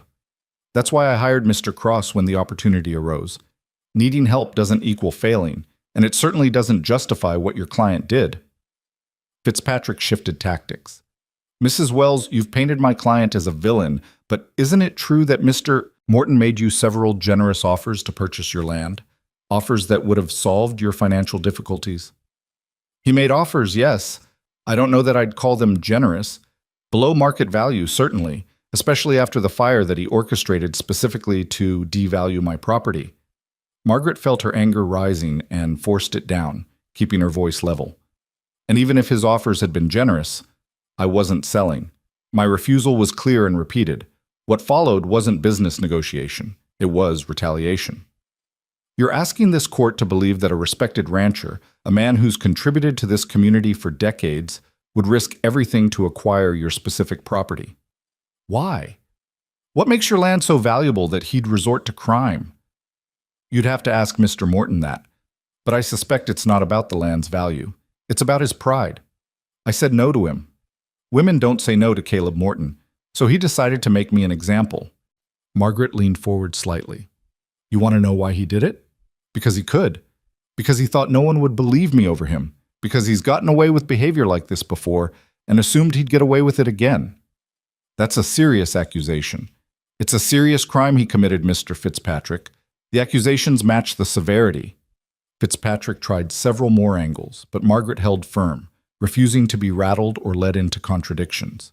By the time he finally dismissed her, she felt drained but satisfied. She'd told her truth clearly and completely, and now it was in the judge's hands. The final witness was the bank manager, who confirmed that Morton had made several large cash withdrawals in the months leading up to the barn fire and attempted cattle rustling, withdrawals that matched the amounts the hired men testified they'd been paid. It was the last piece of the evidentiary puzzle, the financial trail that connected Morton directly to the crimes. Closing arguments were predictable. Wallace hammered the evidence, physical, testimonial, and financial, into a comprehensive picture of deliberate criminal conspiracy. Fitzpatrick tried valiantly to create reasonable doubt, suggesting alternative explanations and attacking the credibility of the hired men, but even he seemed to sense it was futile. The evidence was too strong, too consistent, too damning. Judge Blackwood listened to both arguments with an expression that revealed nothing, made notes in her precise handwriting, and then sat back in her chair with her hands folded. This court will take a brief recess before rendering judgment. We'll reconvene in 1 hour.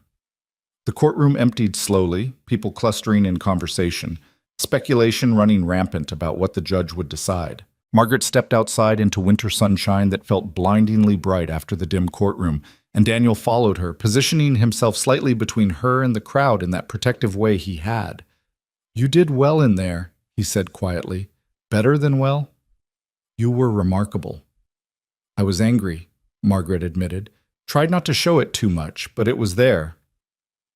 "Righteous anger, that's allowed." Daniel glanced back at the courthouse. "She'll rule against him. I'd bet everything I own on it." "You don't own much," Margaret said, and surprised herself by almost laughing. "True, but I'd still bet it." They waited out the hour in relative silence, neither wanting to discuss what would happen next, what verdict would mean for Margaret's future, for Daniel's employment, for the strange household they'd built together over 3 months. Finally, the bailiff called them back inside, and they returned to their seats as the courtroom filled again. Judge Blackwood entered, took her seat, and surveyed the assembled crowd with stern authority. "I've considered the evidence and testimony presented in this matter, and I'm prepared to render judgment. Mr. Morton, please stand." Morton rose on visibly shaking legs, his lawyer beside him. For the first time, he looked genuinely afraid, the confident veneer finally cracking to reveal the desperate man beneath. "Mr. Caleb James Morton." Judge Blackwood's voice rang clear and cold through the silent courtroom.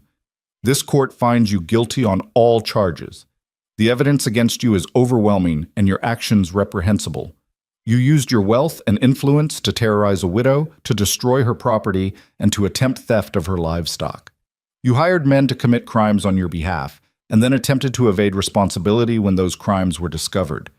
Your behavior represents the worst kind of abuse of power, and this court will not tolerate it." Morton swayed slightly but remained standing, his face gone gray.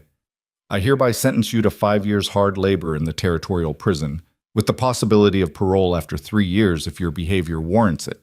Additionally, you are ordered to pay restitution to Mrs. Margaret Wells in the amount of $2,000 to cover the property you destroyed and the damages you caused. Your ranch assets will be liquidated as necessary to satisfy this judgment. If restitution is not paid within 60 days, additional property seizure will commence." Judge Blackwood paused, letting that sink in. "Furthermore, you are permanently enjoined from contacting Mrs. Wells or entering her property for any reason. Violation of this order will result in additional criminal charges." The gavel came down with finality. "This court is adjourned." The courtroom exploded into noise, gasps, conversations, a few scattered cheers quickly silenced by the bailiff. Margaret sat frozen, barely able to process what had just happened. Guilty.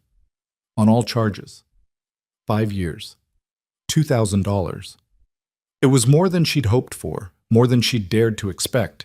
Daniel's hand found hers, squeezing gently. "It's over," he said quietly. "You won." "We won," Margaret corrected, her voice thick with emotion she couldn't quite name. "I couldn't have done this without you."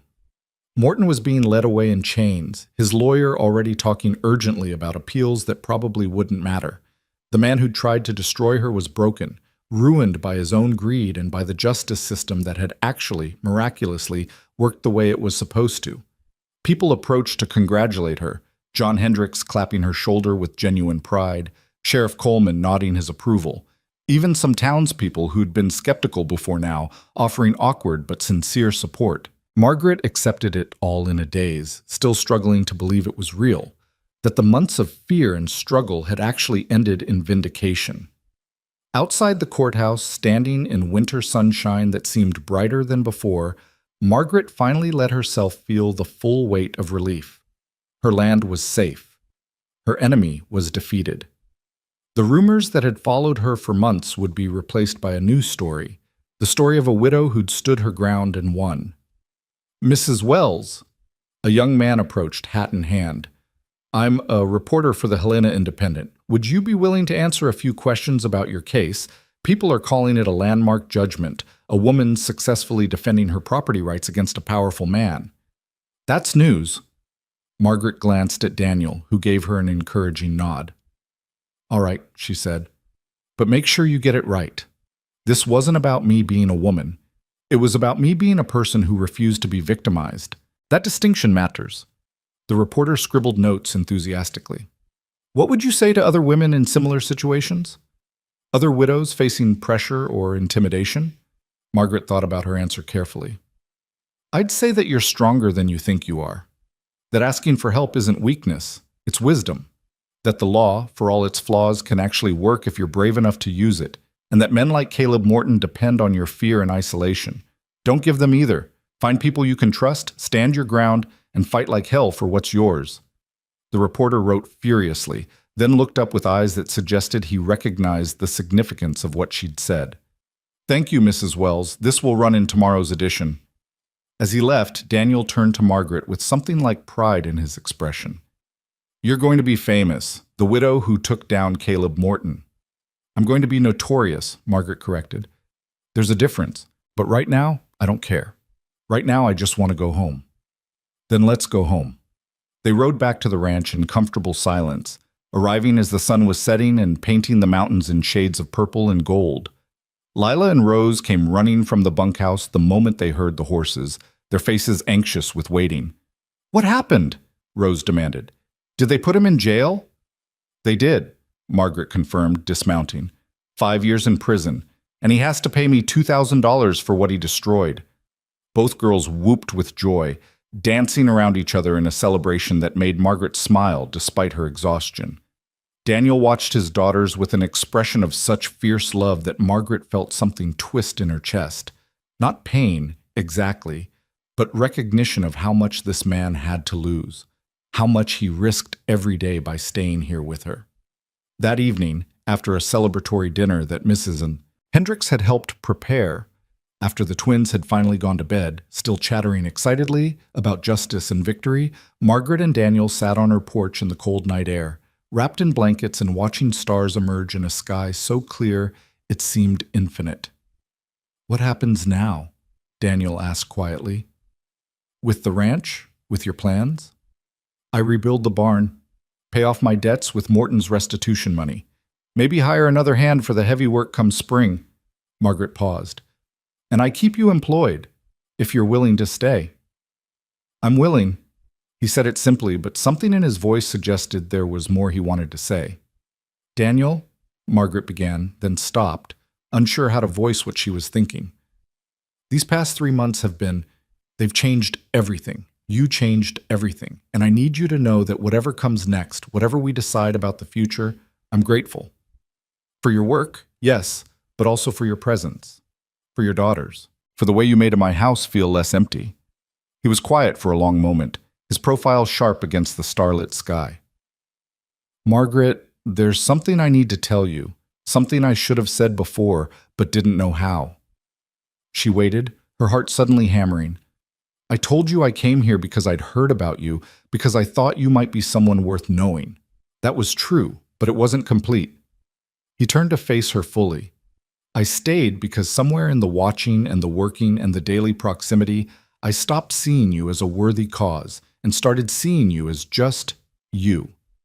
Margaret, the woman who sings in the barn and checks fence lines at dawn and refused to break even when breaking would have been easier. And I realized that what I felt wasn't just respect or admiration, it was—" He stopped, struggling for words. "It was more than that." Margaret's breath caught. "Daniel, I'm not asking for anything," he said quickly. "Your husband's been dead less than a year. You're not ready for whatever I might be suggesting. I know that. But I needed you to know that my reasons for staying aren't purely professional anymore. They're personal. They've been personal for weeks now, if I'm honest." The confession hung between them in the cold air, weighted with possibility and complication. Margaret knew she should probably be shocked, or at least surprised, but she wasn't. The truth was, she'd felt it too. The shift from employer and employee to something more nuanced, more intimate. The way her heart lifted when she heard his voice in the morning.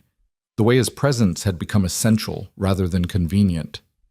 "I'm not ready," she said slowly, "for whatever comes after this conversation. You're right about that. Thomas," her voice caught on his name. "I loved him.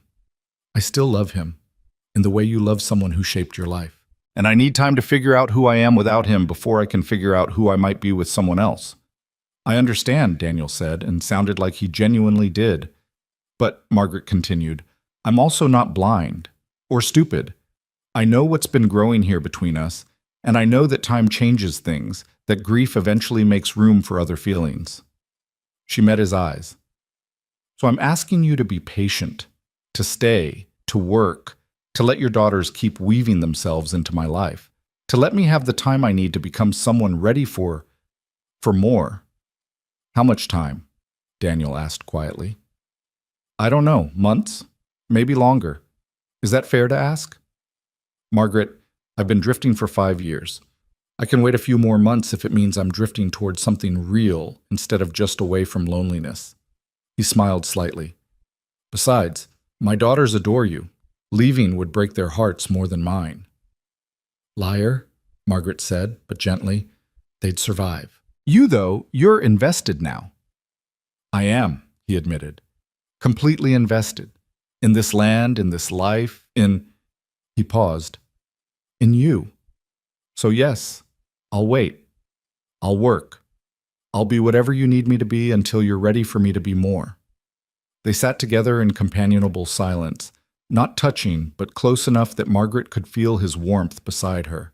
And she thought about futures that had seemed impossible 3 months ago. She thought about trust earned gradually through shared work and crisis. She thought about 2 small girls who'd knocked on her door and offered her a gift she hadn't known she needed. Not just their father's help, but the possibility of family, of belonging, of home being something built rather than inherited. The land stretched out before them in darkness, but Margaret could picture it all. The fence lines Daniel had mended, the cattle grazing peacefully, the space where the barn would be rebuilt come spring. Her land, her legacy, her future, whatever shape it took. And for the first time since Thomas died, that future didn't look like a burden to be survived.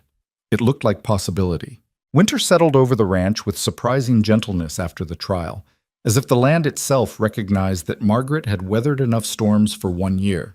The snow came in soft falls rather than blizzards, and the temperature held steady enough that the livestock thrived without excessive loss. Daniel worked through December rebuilding the barn with help from John Hendricks and his son, their hammers ringing out in rhythms that became as familiar as heartbeats.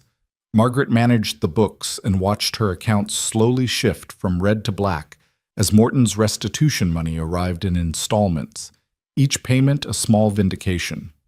The twins flourished in ways that made Margaret's heart ache with unexpected tenderness. They'd begun calling her Miss Margaret instead of Mrs. Wells, a small shift that felt significant.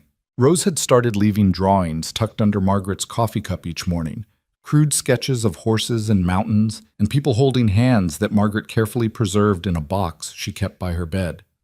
Lila had taken to following Margaret around during evening chores, asking endless questions about ranch management and bookkeeping and whether women could own banks if they wanted to, because Lila thought she might want to own a bank someday. "You can own anything you're willing to work for," Margaret told her one evening while they fed the chickens. "Gender doesn't determine capability. It never has, no matter what some people claim." "That's what Papa says too," Lila replied, scattering grain with practiced efficiency.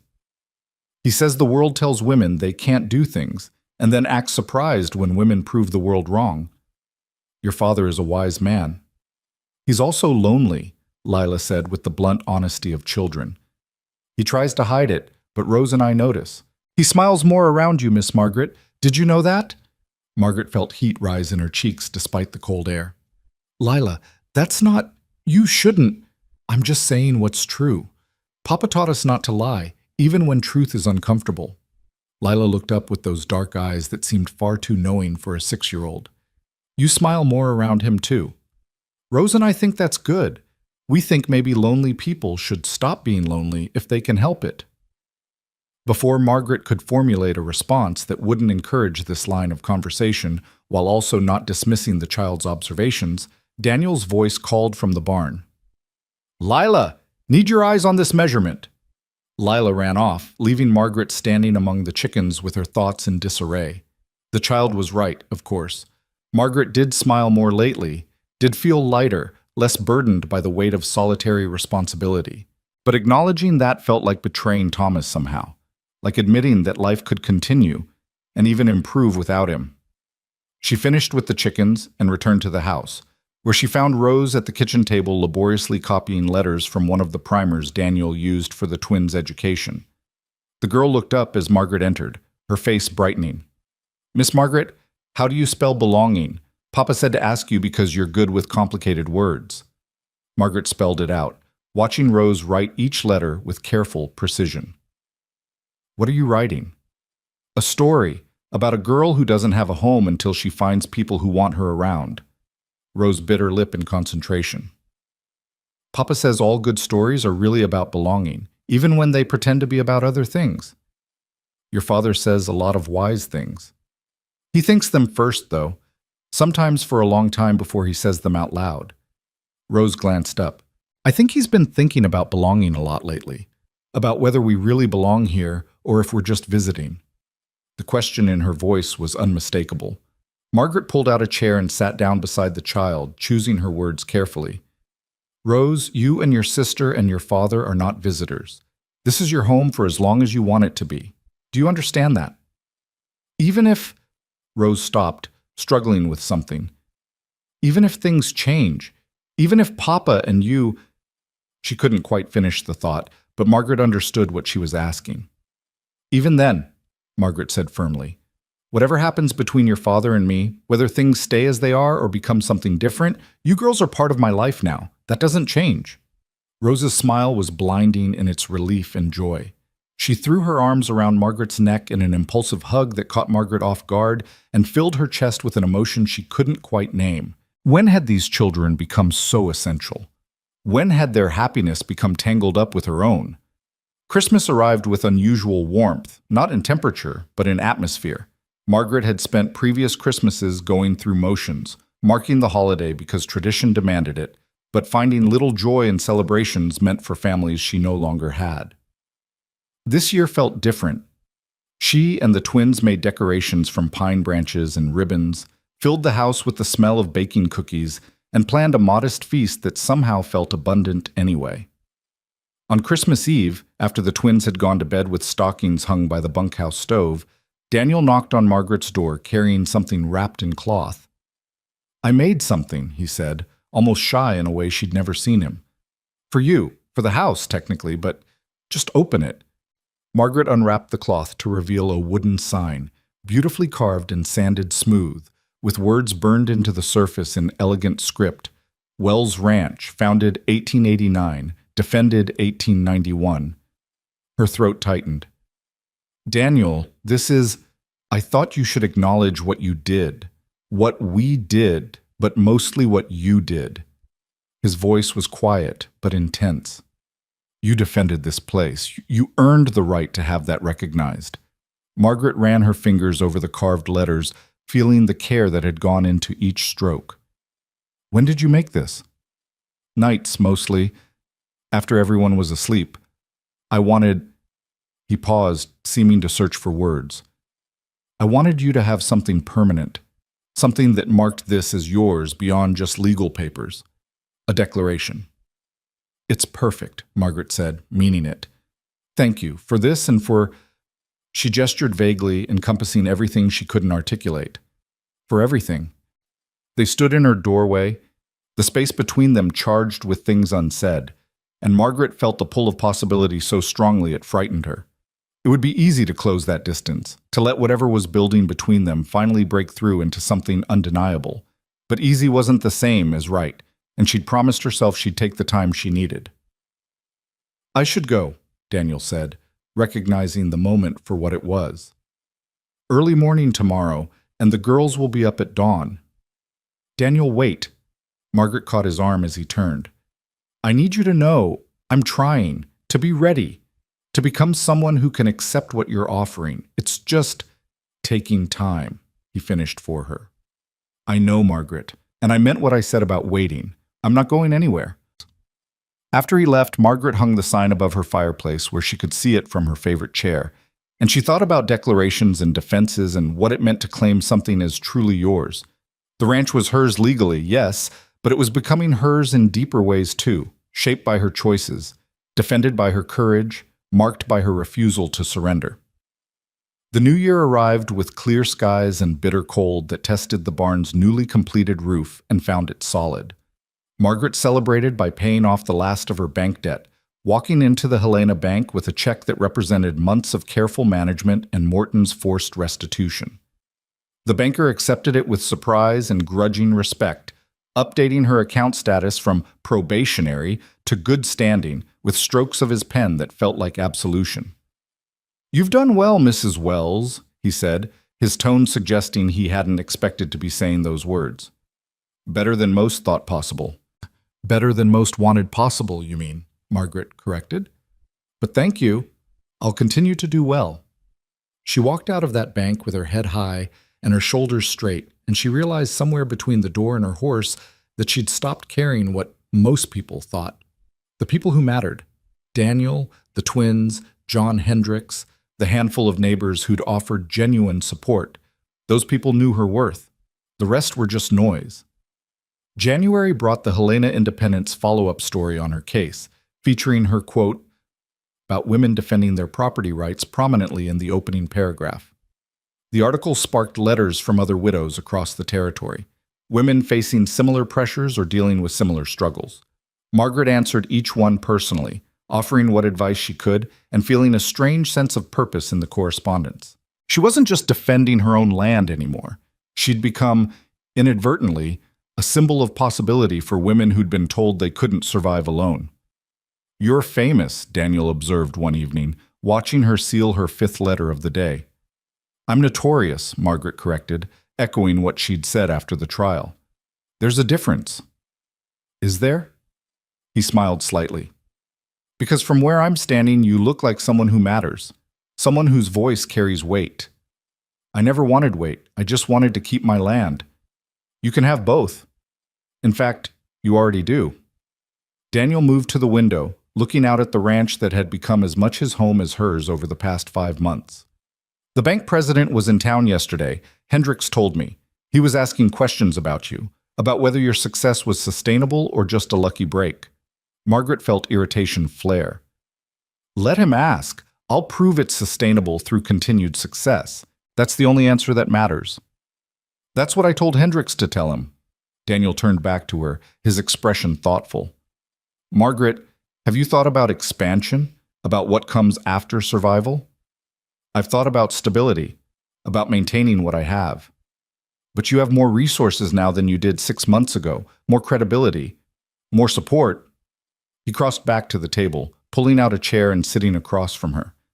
"What if you didn't just maintain? What if you grew?" Margaret studied him, seeing calculation in his eyes that suggested he'd been thinking about this for a while. "What exactly are you proposing?" "There's land adjacent to yours on the western border, the Miller property. Old man Miller died last fall, and his children want to sell. It's not large, maybe 80 acres, but it includes water rights that would strengthen your position considerably. With Morton's restitution money mostly paying off debt, you could potentially secure a loan for the purchase if you had a solid business plan." "You've researched this." "I've thought about sustainability, about making sure what we've built here lasts." He paused on the word "we've" and then continued. "The Miller land would give you security beyond just survival. It would give you actual prosperity. And it would make this ranch large enough to support—" He stopped, seeming to reconsider his words. "Large enough to support what?" Margaret prompted. "Multiple families," Daniel finished quietly. "If that ever became relevant."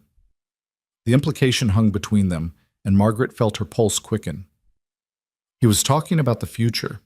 Not just her future or his future, but a shared future that included expansion and growth, and the kind of planning you only did when you intended to stay. "I'd need to see the land," Margaret said carefully. "Assess its condition, verify the water rights, understand what I'd be taking on." "I can arrange that. Miller's son is eager to sell. He's moving to California and wants to settle the estate quickly. We could ride out there tomorrow if the weather holds."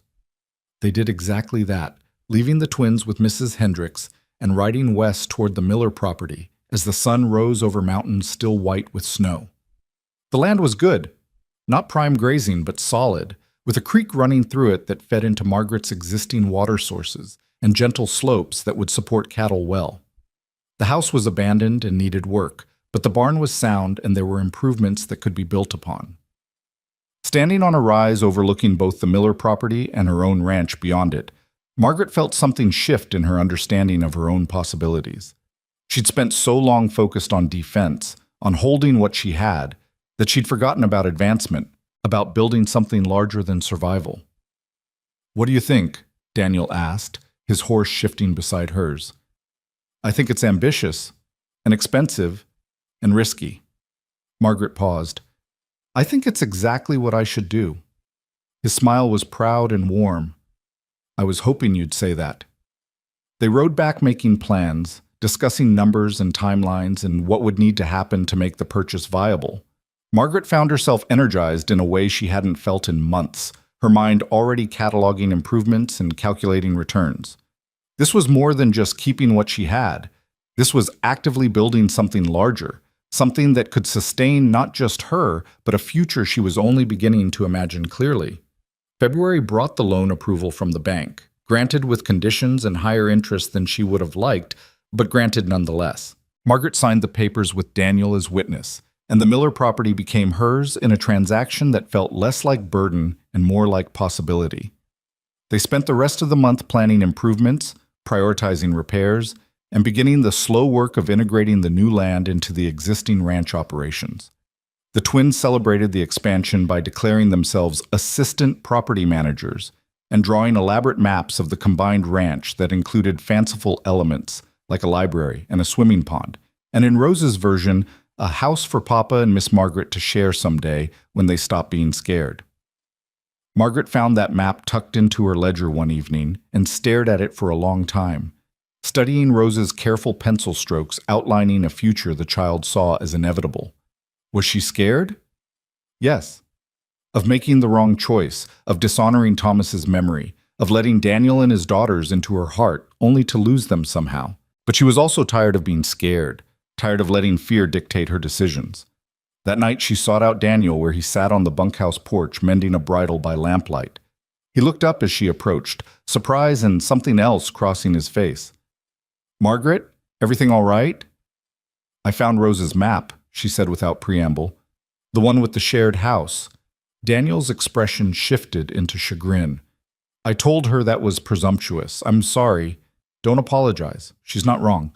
Margaret climbed the steps to stand before him, her heart hammering but her resolve firm. "She's just earlier than I expected to be. But Daniel, I'm tired of taking time. I'm tired of being cautious and careful and afraid of what comes next." He set down the bridle slowly, his full attention on her now. "What are you saying?" "I'm saying it's been almost a year since Thomas died. I'm saying I've grieved and I've struggled and I've rebuilt myself into someone different than I was. And that someone," she paused, gathering courage, "that someone has feelings for you. Real feelings, not just gratitude or convenience. And I think you deserve to know that instead of making you wait indefinitely for something I'm ready for now." Daniel stood, closing the distance between them in 2 strides. "Margaret, are you sure? Because once we step across this line, there's no going back to what we were before." "I don't want to go back. I want to go forward. With you." She reached up and touched his face, feeling the scratch of stubble under her palm, the warmth of skin that had become as familiar to her as her own. "If you'll have me. If you still want—" He kissed her, cutting off her words with a gentleness that surprised her given the intensity she saw in his eyes. It was a kiss that tasted like promise and possibility, and the kind of rightness that came from choosing someone with full knowledge of what you were choosing. When he pulled back, his hands cupped her face with reverence. "I'll have you," he said roughly. "In any way you'll let me. As partner, as wife, if you'll consent to it, as the person I build a future with. I'll have you, Margaret, and I'll consider myself the luckiest man alive for it." "Wife," Margaret repeated, testing the word. "You're proposing?" "I'm declaring intention. The actual proposal should probably involve my daughters and something more romantic than a bunkhouse porch." His smile was crooked and endearing. "But yes, eventually I'm proposing. If you're accepting." "Eventually I'm accepting." Margaret leaned into him, feeling the solid strength of him against her, and thought about journeys that began with unexpected knocks on doors and ended with standing on porches choosing futures. "But Daniel, I need you to understand, this isn't me being rescued. This isn't me giving up independence for security. I know that. If I thought you needed rescuing, I'd have less respect for you than I do, and I respect you more than anyone I've ever known." He pulled back to look at her seriously. "This is partnership, Margaret. 2 people building something together because it's stronger than what either could build alone. That's all I've ever wanted." They stood together in the lamplight, making plans and promises in quiet voices, and somewhere inside the bunkhouse, Margaret heard the twins' muffled giggles suggesting they were absolutely not asleep as they were supposed to be and were probably listening to every word. "Your daughters are eavesdropping," Margaret observed. "Of course they are. I'd be disappointed if they weren't." Daniel raised his voice slightly. "And if 2 certain girls don't pretend to be asleep in the next 10 seconds, there will be extra chores tomorrow." Immediate sounds of rustling and exaggerated snoring came from within, and both adults laughed quietly. March brought the formal proposal, conducted with Lila and Rose's enthusiastic assistance in Margaret's kitchen over breakfast. Daniel presented her with a ring that had belonged to his mother, a simple gold band with a small sapphire that caught the morning light beautifully. The twins had drawn elaborate diagrams of the ceremony they thought should happen, complete with flower arrangements and what appeared to be a choir of chickens. "We can modify some of the details," Daniel said diplomatically, reviewing Rose's sketch. "Though I admit the chicken choir has a certain charm." They married in April in a small ceremony at the ranch, witnessed by John Hendricks and his family, Sheriff Coleman, and a handful of neighbors who'd proven themselves genuine in their support. Margaret wore a dress she'd made herself from fabric the twins had helped her choose, deep blue instead of white, because she was a widow remarrying and saw no need for false pretense. Daniel wore his only suit, cleaned and pressed with obvious care, and looked at her like she was the answer to questions he'd been asking his whole life. The vows were traditional, but felt revolutionary, spoken aloud in her ranch yard with her land spreading out behind them as witness. When Daniel slipped his mother's ring onto her finger and she placed a new gold band on his, Margaret felt something fundamental shift inside her. She was no longer Margaret Wells, widow and solitary defender of inherited land. She was Margaret Cross, wife and partner in a venture built through mutual choice rather than circumstance. The twins served as flower girls and took their duties with utmost seriousness, scattering petals with precision and standing as witnesses when the ceremony required it. Afterward, Rose leaned close to Margaret and whispered, "Now you're really our mama, right? Not just Miss Margaret?" Margaret's throat tightened with emotion. "If you want me to be." "We do," Lila said firmly, having clearly overheard. "We decided months ago. We were just waiting for you and Papa to figure it out." The celebration that followed was simple but joyful. Food shared among friends, music from John Hendricks' fiddle, dancing in the yard as the sun set and the first stars appeared. Margaret danced with Daniel, with Hendricks, with the twins who stood on her feet and let her waltz them around until they collapsed in giggles. She felt lighter than she had in years, as if the weight she'd been carrying had finally been redistributed across shoulders, willing to help bear it. As the guests departed and the twins finally collapsed into exhausted sleep in what was now their permanent bedroom in the main house, Daniel and Margaret stood on the porch watching the stars emerge in a sky so vast it seemed to hold infinite possibilities.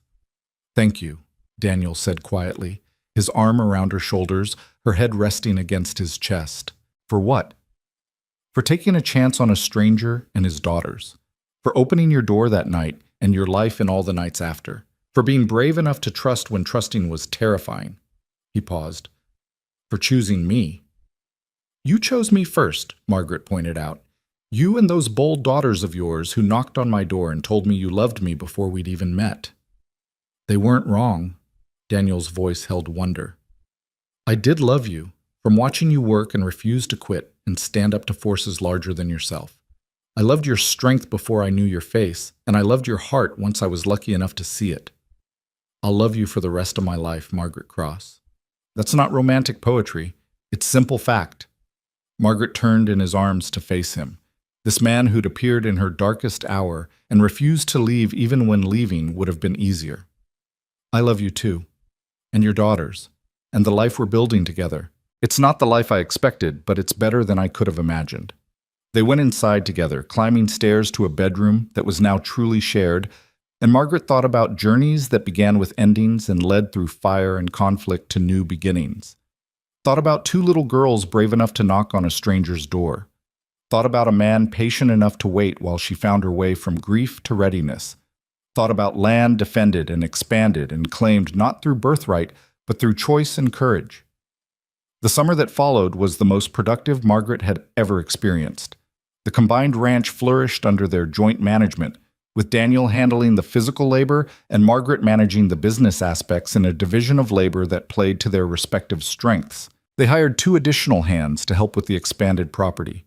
Young men who treated Margaret with the same respect they gave Daniel and seemed genuinely pleased to work for a woman who knew her business. The twins thrived, growing visible inches taller and gaining the kind of confidence that came from being genuinely loved and valued.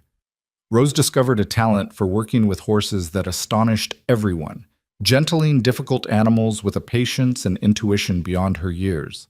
Lila continued to insist she'd own a bank someday, and spent hours reviewing Margaret's ledgers, learning bookkeeping with a dedication that suggested she might actually achieve that ambition. By autumn, when the leaves turned gold and the air carried the first hints of coming winter, Margaret found herself standing once again on her porch, surveying her land. But the view was different now. The new barn stood proud and solid, larger than the one that had burned. The fence lines were straight and strong, marking boundaries that had been expanded and defended. Cattle grazed peacefully across pastures that had been hard-won and harder kept.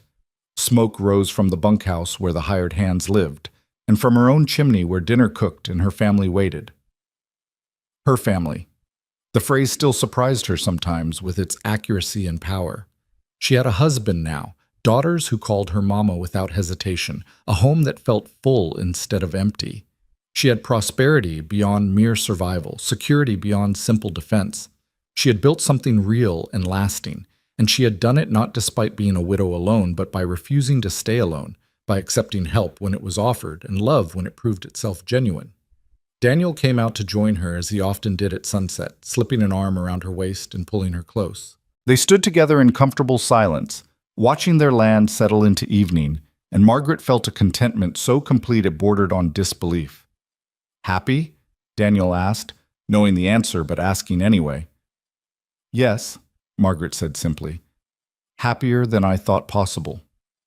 "Good, because I have news that might make you even happier, or possibly terrify you." He sounded amused and nervous at once. "We're going to need to expand the house." Margaret pulled back to look at him, confusion crossing her face. "Why? We have plenty of room for—" She stopped as understanding dawned. "Daniel, are you saying—" "A baby. Come spring if all goes well. The doctor confirmed it yesterday." His smile was brilliant with joy and wonder. "You're going to be a mother again, or for the first time, depending on how you count the twins." Margaret pressed a hand to her stomach, feeling nothing yet but imagining the life forming there, the future literally growing inside her. A baby. A child born of choice and love rather than duty or expectation. A symbol of the family they'd built from determination and unlikely circumstances. "I'm terrified," she admitted. "I know, so am I." Daniel pulled her close again. "But we'll figure it out, just like we figured out everything else. Together." That night, they told the twins over dinner, and the girls' reactions were everything Margaret could have hoped for. Rose cried happy tears and immediately began planning how she'd teach the baby about horses. Lila declared herself Chief Baby Protection Officer and started making lists of supplies they'd need and rules that would have to be established.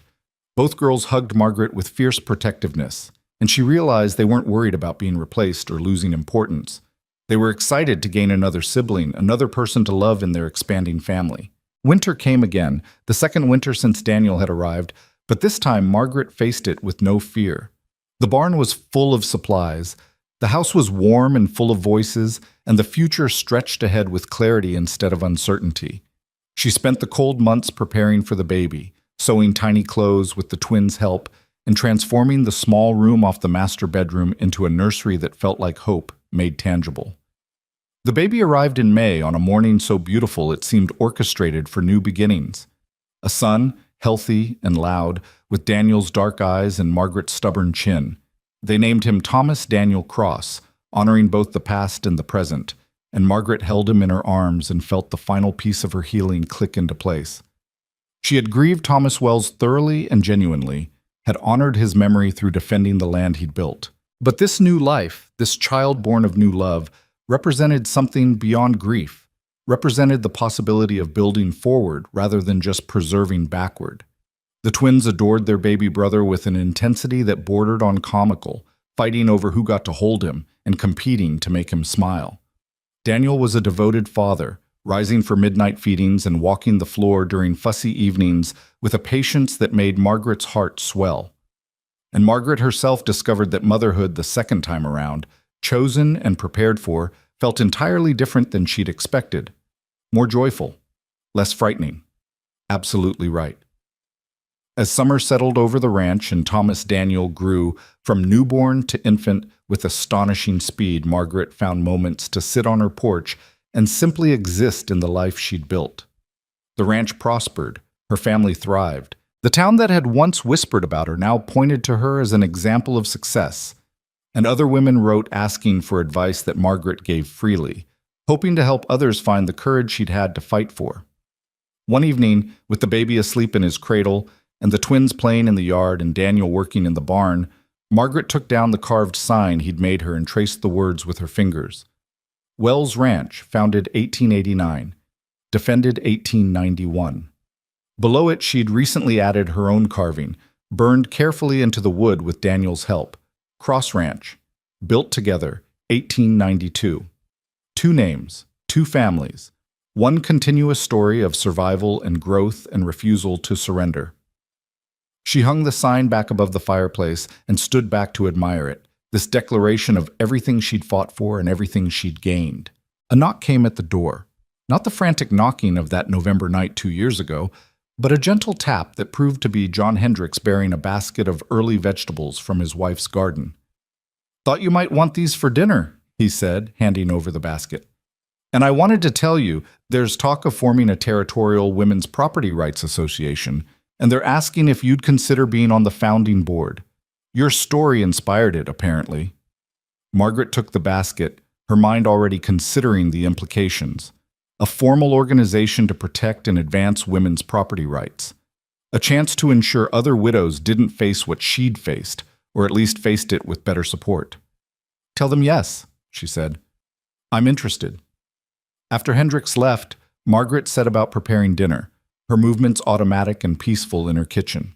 Through the window, she could see Daniel returning from the barn with the twins flanking him, all three covered in dust and laughing about something. She could hear the baby stirring from his nap, making the small sounds that preceded crying.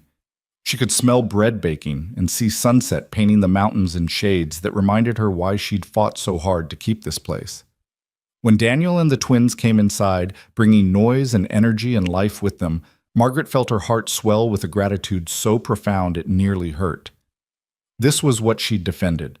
Not just land or property or financial security, but the possibility of this loud, chaotic, imperfect, absolutely perfect family that had built itself from courage and patience and mutual choice. "Mama, can we have chicken for dinner?" Rose asked, already washing her hands at the basin. "Mama, Thomas is crying," Lila announced unnecessarily, heading toward the nursery. "Margaret," Daniel said quietly, stopping beside her to kiss her temple. "I love you." "I love you too," she replied, meaning it with every particle of her being. That night, after dinner was eaten and dishes were washed and children were finally asleep, Margaret and Daniel sat together in their bedroom, with lamplight casting soft shadows and the sounds of their family breathing peacefully around them. "Do you ever regret it?" Daniel asked suddenly. "Any of it? The struggle, the fear, the way it all happened?" Margaret considered the question seriously. "No, because the struggle made me stronger, the fear made me braver. And the way it happened, 2 little girls knocking on my door and announcing their father loved me. It was strange and unexpected and exactly what I needed." She leaned against him, feeling safe and valued and chosen. "You saved me, Daniel, you and your daughters." "No," he corrected gently. "You saved yourself. We just stood with you while you did it." Margaret smiled in the darkness, recognizing the truth in both statements. She'd saved herself through determination and refusal to quit, but she'd also been saved by others' willingness to help, to stand beside her, to love her when being alone would have been easier for everyone. The ranch that Thomas had built and she had defended had become something larger than either vision alone. It had become a home built by multiple hands and multiple hearts, defended not just through legal battles but through daily choice and commitment. It had become a place where 2 little girls who'd once been rootless now planted gardens with absolute confidence they'd be there to harvest them, where a man who'd drifted for years had finally found somewhere worth staying, where a widow had transformed grief into purpose and loneliness into belonging. Margaret closed her eyes and listened to her house settling around her, the creak of boards, the whisper of wind, the soft sounds of people she loved sleeping peacefully. This was victory. Not the courtroom judgment or the defeated enemy or the expanded property, though those mattered too. But this ordinary, extraordinary evening in a house full of life and love and possibility, this was what she'd really fought for. And she had won. Not rescued, but partnered. Not saved, but standing.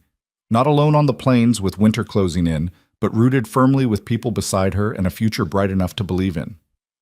The knock that had changed everything had come on a cold November evening 2 years ago, delivered by 2 bold little girls who'd seen what she needed before she'd known herself. And what had followed, the work and the danger and the triumph, had built not just a successful ranch, but a family forged through fire and tested by adversity and proven absolutely unbreakable. Margaret Wells Cross fell asleep in her husband's arms, on her land, in her home, surrounded by her family, and dreamed not of survival, but of growth, not of defense, but of building, not of being alone, but of standing together. She dreamed of belonging. And when she woke with the dawn, ready to face another day of work and love and the thousand small choices that made a life, she woke smiling because the dream was real. It was real, and it was hers, and she had earned every single moment of it.